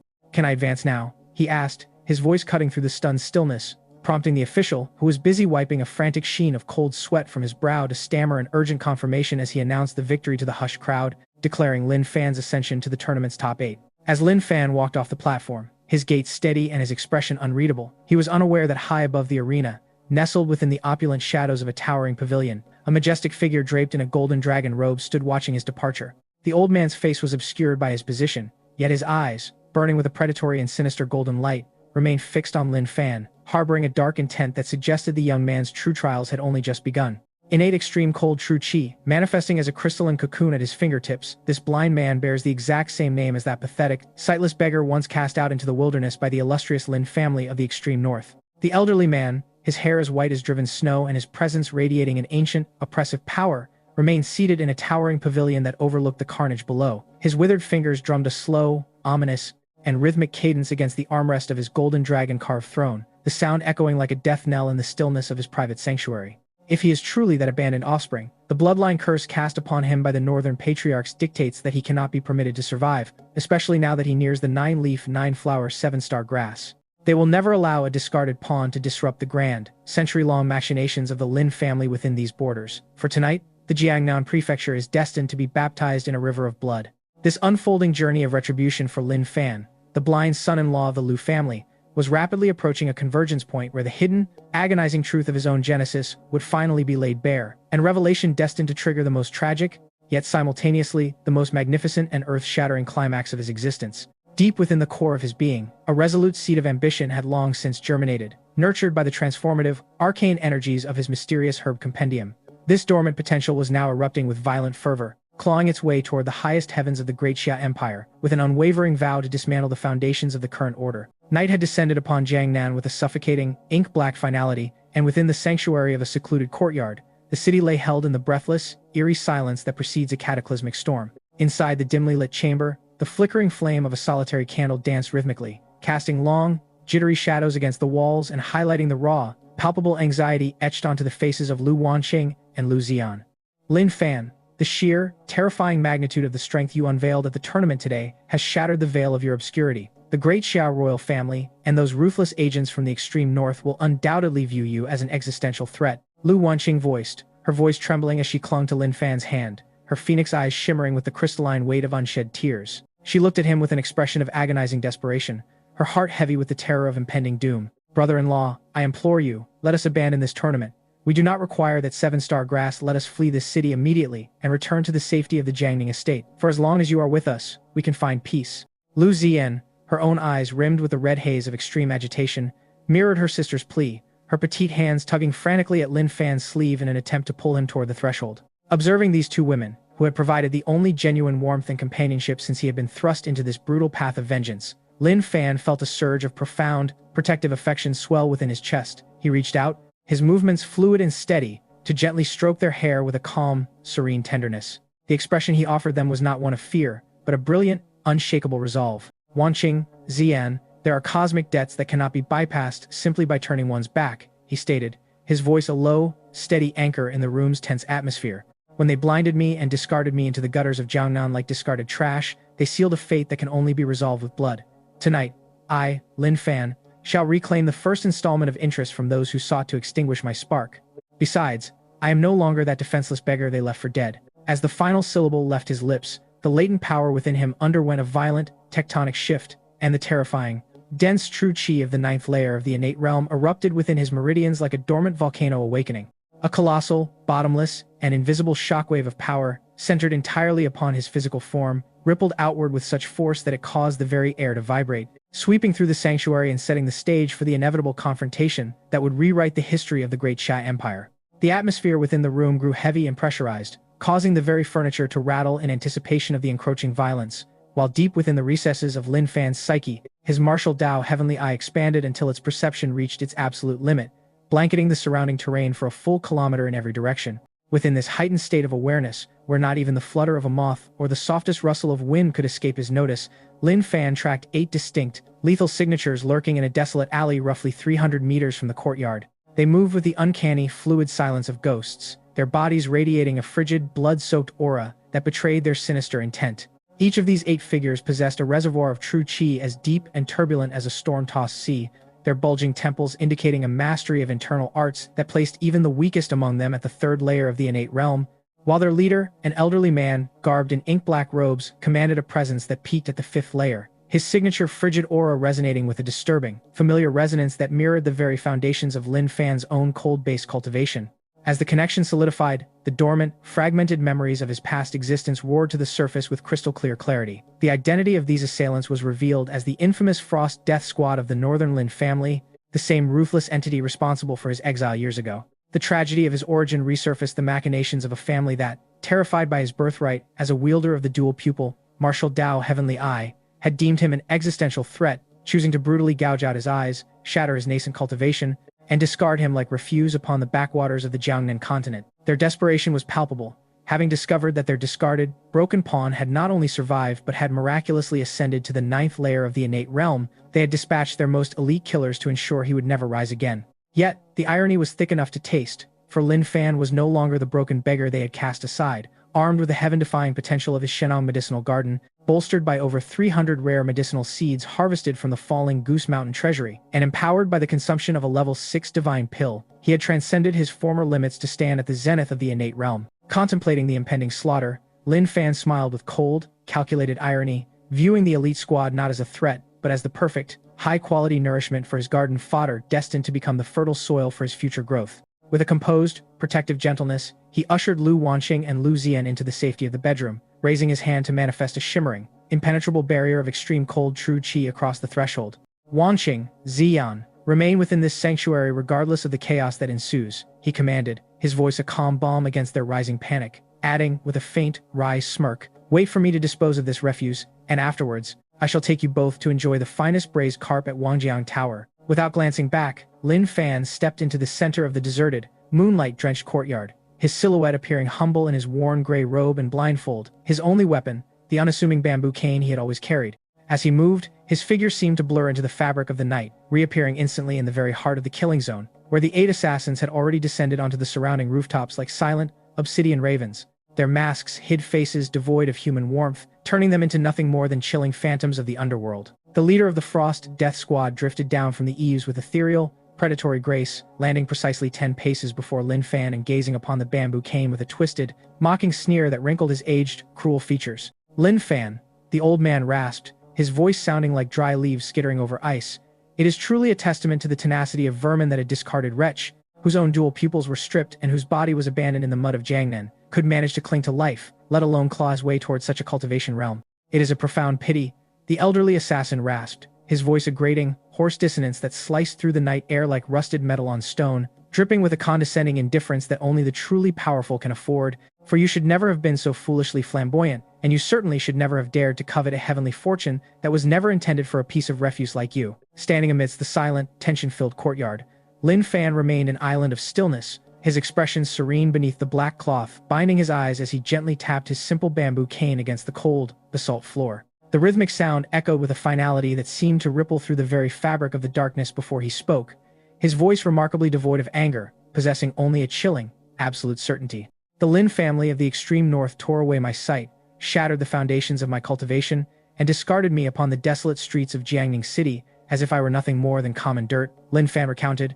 his tone calm yet carrying an underlying majesty that surged upward, defying the heavens themselves. And now, in their infinite arrogance, they have sent the likes of you to find your graves here. The leader of the Frost Death Squad erupted in a fit of scornful laughter, his face contorting into a mask of cruel superiority. Arrogant, misguided whelp, today, I shall etch into your very soul the realization that an abandoned son is, and shall always remain, nothing more than a discarded piece of trash. Destroy him. At the command, the old man's figure blurred into a shadowy mirage, and the 7 remaining members of the Death Squad launched themselves in perfect, terrifying synchronization. They crisscrossed the courtyard, their movements weaving a complex, lethal geometry as they channeled their extreme cold true qi into the void to manifest the legendary 8 Desolations ice array.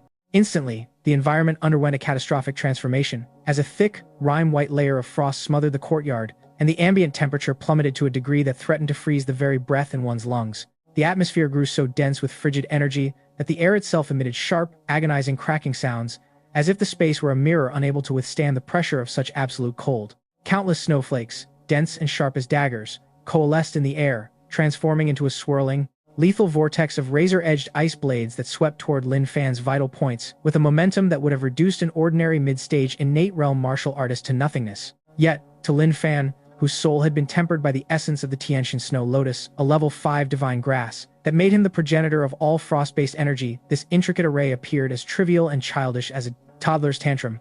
As the tide of ice descended, Lin Fan drew a singular, deep breath, causing his ninth layer innate true chi to roar to life within his meridians like a tidal wave, reclaiming its domain. With a fluid, effortless motion, he thrust his bamboo cane into the air, and from its tip, a brilliant, ice-blue radiance blossomed, condensing into a magnificent, shimmering lightsaber several feet in length. Disdaining any intricate footwork or complex techniques, Lin Fan merely executed a graceful, decisive twist of his wrist, combining the iron-willed defensive mastery of his iron shirt external release with the absolute authority of his refined extreme cold true chi. He swept his cane in a wide, sweeping arc, casting out an ice-blue half-moon ripple as he commanded, Taiji Frost Shield, shatter. A sharp, melodious chime, reminiscent of a celestial bell, erupted within the silent courtyard, and the resulting ripple expanded outward from Lin Fan like an unstoppable shockwave.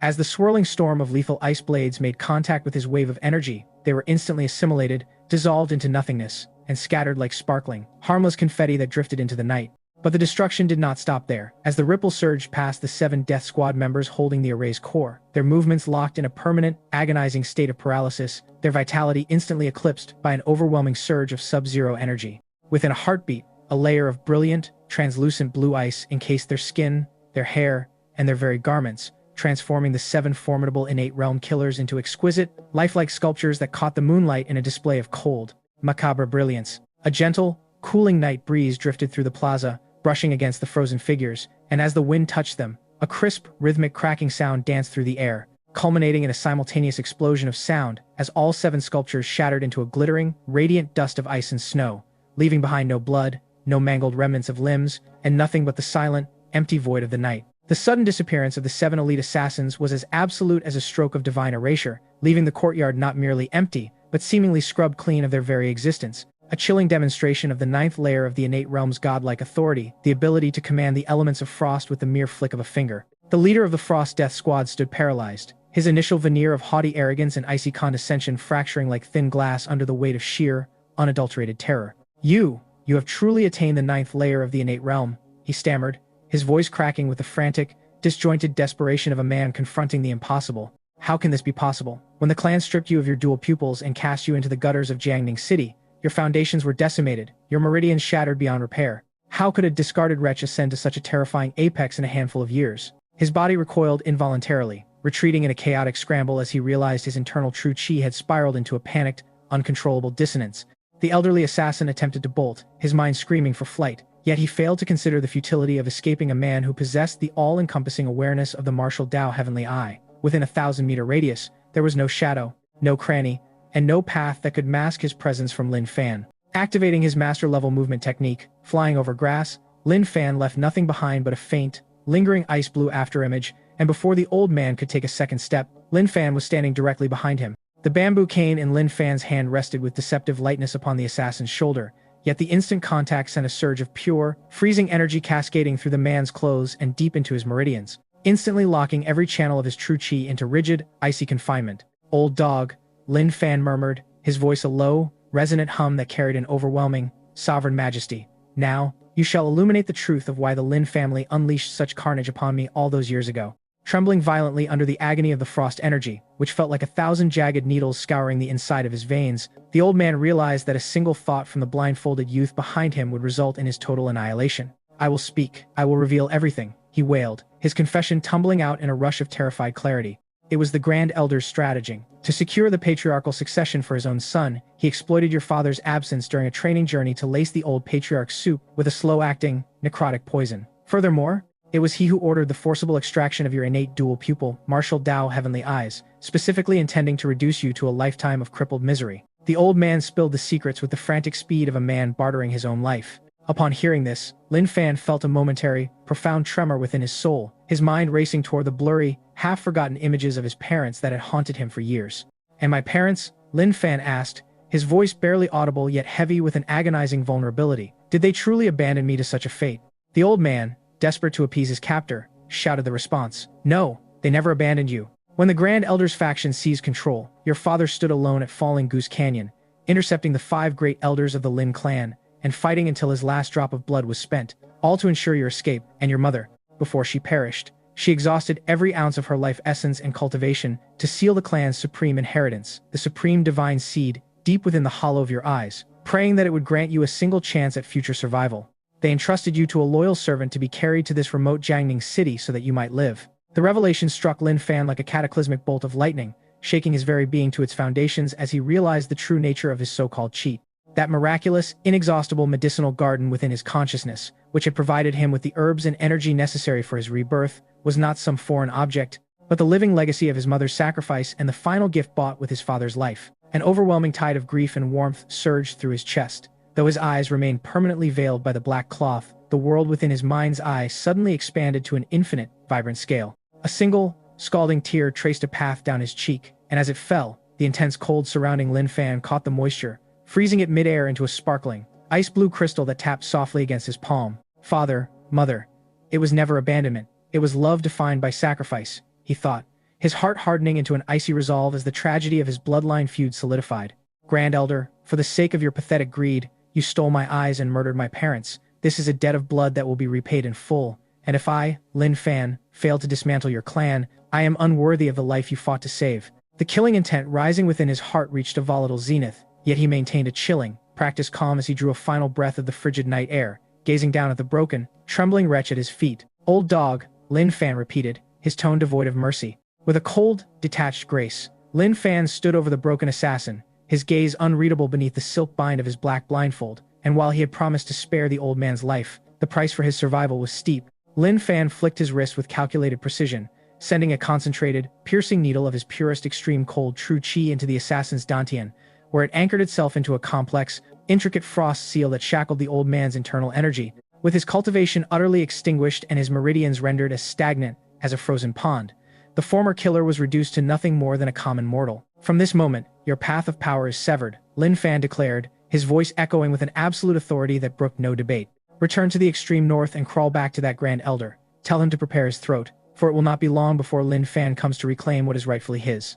Overwhelmed by the crushing weight of his defeat and the sheer, terrifying proximity of his own mortality, the old man clambered to his feet, ignoring the searing agony of his crippled essence, and fled into the consuming darkness of the night, desperate to put as much distance as possible between himself and the man he had once deemed a worthless pawn. Having purged the threat, Lin Fan turned his attention back to the silent, moonlit courtyard, his senses sharpening as he looked toward the bedroom, where his mind's eye pierced the thin veil of the frost barrier to observe Lu Wanqing and Lu Xian clutching one another in fearful silence. A profound, unbidden warmth bloomed in Lin Fan's chest, for in the depth of his soul, he realized that the solitude of his past had been replaced by a life defined by the loyalty of kin and the devotion of a wife who held his existence as precious as her own.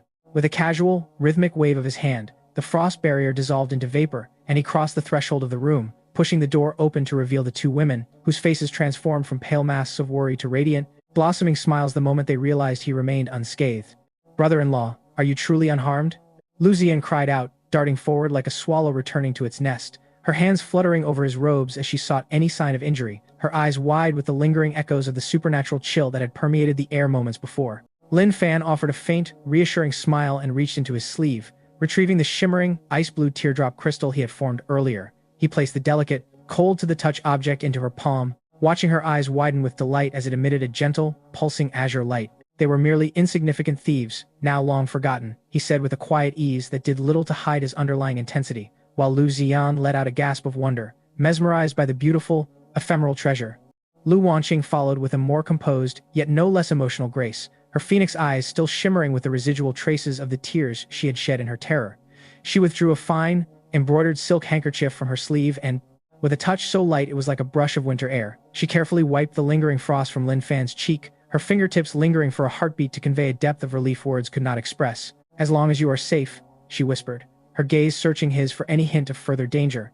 "But I beg you, do not tempt fate with such recklessness again. If you were lost to us, how could we possibly endure the void you would leave behind?" Looking into the boundless affection of his wife, Lin Fan felt his internal resolve soften into a tempered, protective strength, promising them that no force in this treacherous world would ever touch them again.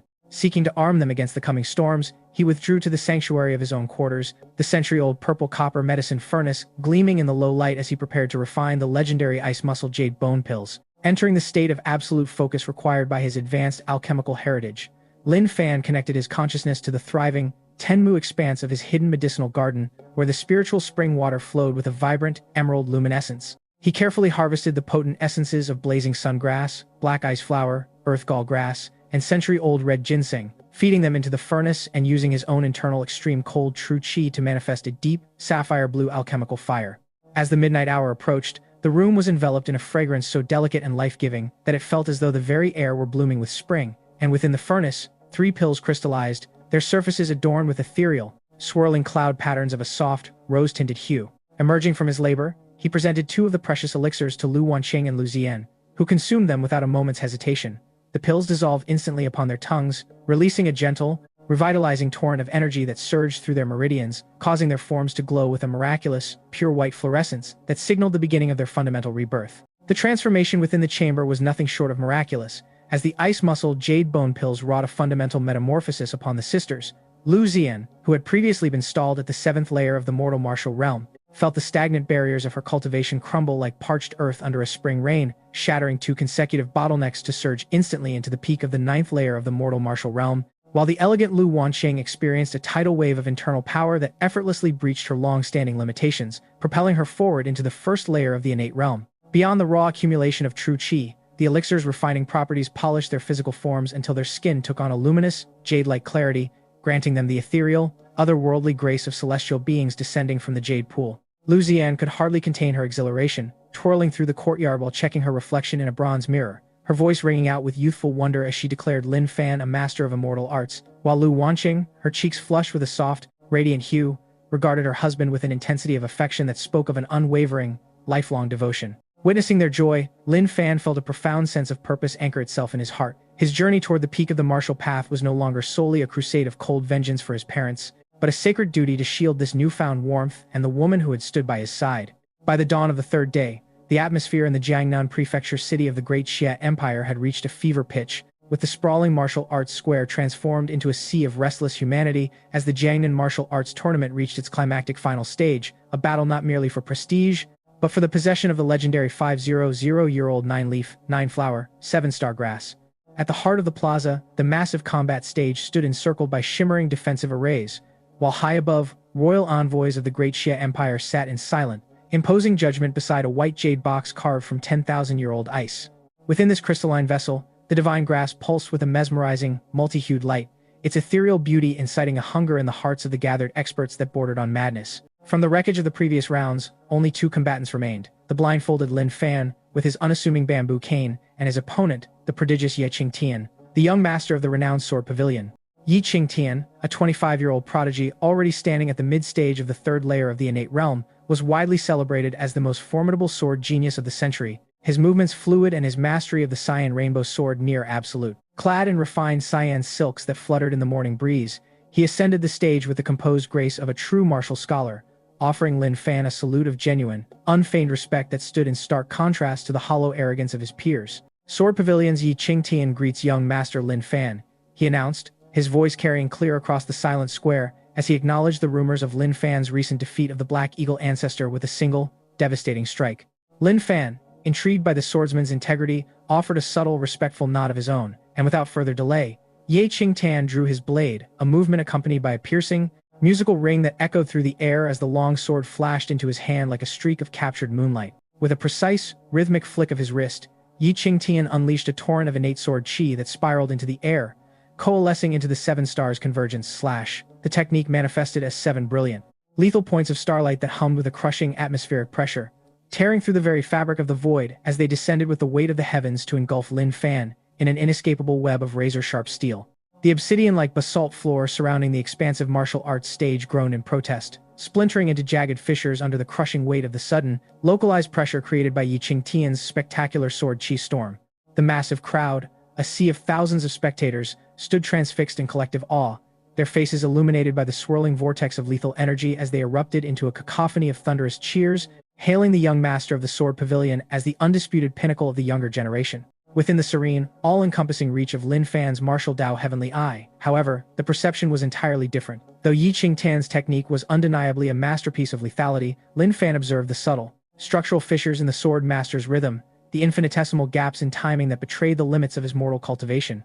A faint, inscrutable smile graced Lin Fan's lips as he opted to forego the devastating, absolute dominance of his extreme cold true chi, choosing instead to weave the fluid, yielding grace of the Taiji jade water art into his humble bamboo cane. With a movement that defied the urgency of the moment, Lin Fan traced a soft, elegant semicircle in the air. The bamboo cane seemed to catch the very breath of the atmosphere, emanating a gentle, cooling breeze that collided with the savage, howling starlight of the incoming strike. In a display that defied all expectations of martial violence, there was no explosive clash, no thunderous detonation of colliding forces, but rather the sensation of a violent torrent being calmed by an unseen, masterful hand. The aggressive, shimmering sword light simply dissolved, transmuting into a blizzard of delicate, sparkling ice flowers that descended upon the arena in a rhythmic, enchanting flurry. The entire martial arts stage was suddenly transformed into a mesmerizing, ethereal landscape of frost and light, refracting the morning sun into 1,000 prismatic brilliance points that left the audience breathless in the face of such transcendent beauty. Yi Qingtian stood as if rooted to the earth, his sword tip lowered, his mind reeling as the sheer magnitude of the gap between them, a distance as vast as the gulf between the common soil and the swirling clouds, became painfully, incontrovertibly clear. He understood with harrowing certainty that had Lin Fan truly desired his demise, his own life would have ended the moment the cane began its arc. Utterly humbled by the grace with which his pinnacle technique had been dismantled, Yi Qingtian sheathed his blade with a resonant click and performed a profound, sincere bow, his eyes burning with a mixture of professional awe and genuine respect. The plaza descended into a momentary, stunned silence before erupting into a frantic, earth-shaking roar of approval, with voices rising in a unified chant declaring Lin Fan the supreme master of the age. Below the dais, Lu Ziyan jumped with unrestrained glee, tugging insistently on Lu Wanqing's sleeve while pointing at the stage, her voice high and clear with pride, while Lu Wanqing herself stood with her gaze locked on the tall, poised figure of her husband, her face illuminated by a soft, radiant smile of unadulterated happiness. Descending from the high platform with reverent haste, the great Xiao royal envoy approached, bowing low as he presented the white jade box, an artifact of 10,000-year-old profound ice, to Lin Fan, declaring that such unparalleled martial prowess was a treasure of the entire empire. As Lin Fan accepted the box, he felt the heavy, pulsating resonance of the 9-leaf 9-flower 7-star grass within, a surge of raw spiritual potential that promised to finally catalyze his breakthrough to the legendary Golden Core realm. As the night deepened and the world fell into a hushed stillness, Lin Fan retreated to the seclusion of his quarters, settling onto his white jade bed to retrieve the divine grass. With a focused surge of his inner essence, he vanished from the physical world and entered the sanctuary of his mysterious medicinal garden. The presence of the divine herb caused the garden to shudder violently as if recognizing a sovereign, and the spiritual energy of the heavens and earth converged upon the site in a chaotic, geometric acceleration. Upon planting the 7-star grass at the very heart of the soil, the garden's hidden spring water erupted in a cascade of emerald light, drowning the herb in a cradle of pure vitality. A sharp, crystalline ringing sensation resonated within Lin Fan's consciousness as a profound expansion took hold. In an instant of cosmic realignment, the boundaries of his medicinal world shattered and reformed, leaping from a 10-mu plot to a vast, sprawling landscape of 100 mu, while the humble spring water underwent a sublime transformation, ascending into the peerless, life-giving essence of the legendary jade pool holy water. The mysterious, ethereal silence of the medicinal garden was abruptly shattered by the resounding, mechanical chime of the system, announcing the successful cultivation of the legendary 9-leaf 9-flower, 7-star grass, an event that triggered an instantaneous, cataclysmic upgrade to level 3. As the space within the garden shivered and expanded, a profound reward materialized: the raw, untamed essence of the Martial Dao True Chi, which began the systematic awakening of Lin Fan's 100-year supreme meridians. Suddenly, a deluge of pure, primordial energy erupted like a boundless, churning ocean, flooding his 8 extraordinary meridians with such ferocity that his previous reservoirs of innate True Chi were compressed under immense, unbearable pressure. The gaseous energy liquefied, swirling into a dense, crystalline vortex before finally coalescing into a shimmering, ice-blue golden core of impossible brilliance.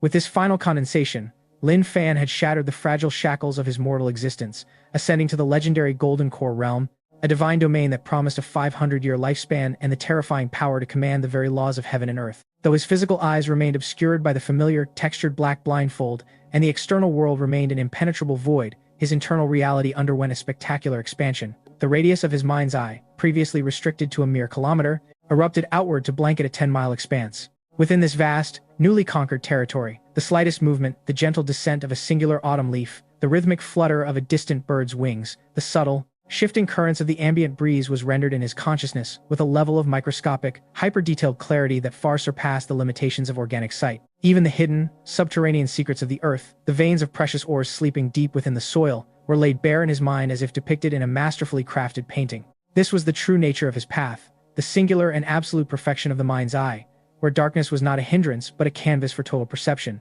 Overcome with a quiet, exhilarated urgency, Lin Fan pushed open the heavy wooden doors of his chambers, stepping out into the crisp air to find Lu Wanqing and Lu Ziyan, waiting with hearts heavy with anxious anticipation. When they caught sight of him, a transcendent, ethereal aura, subtle yet undeniably divine, emanated from his tall, athletic frame, radiating a presence so profound that the sisters were struck into a state of breathless, stunned awe. "Lin Fan, you truly succeeded," Lu Wanqing whispered, her voice fracturing under the weight of her relief as crystalline tears cascaded down her flawless cheeks, a testament to the suffocating burden of the dangers they had collectively endured.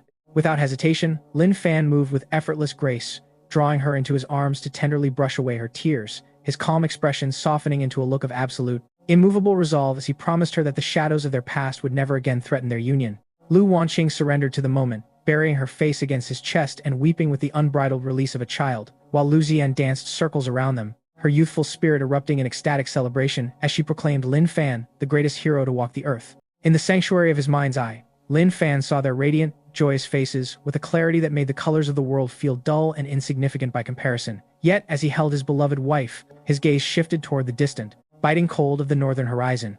A deep, chilling light flickered within his consciousness, an expression of lethal, calculated intent directed toward the Grand Elder's faction, lurking in the extreme north. The blood feud that had stained his past was a debt that remained unpaid, and he vowed to return to settle those accounts with interest once his affairs in Jiangnan were brought to their conclusion. As the morning sun crested the horizon, bathing the courtyard in a brilliant, golden warmth that stretched their figures into long, graceful shadows upon the ground, the legend of Lin Fan, the blind master of the Martial Dao, felt as though it had finally begun to unfold its most glorious and magnificent chapter, casting aside the trials of his mortality to embrace the infinite potential of his awakening divinity.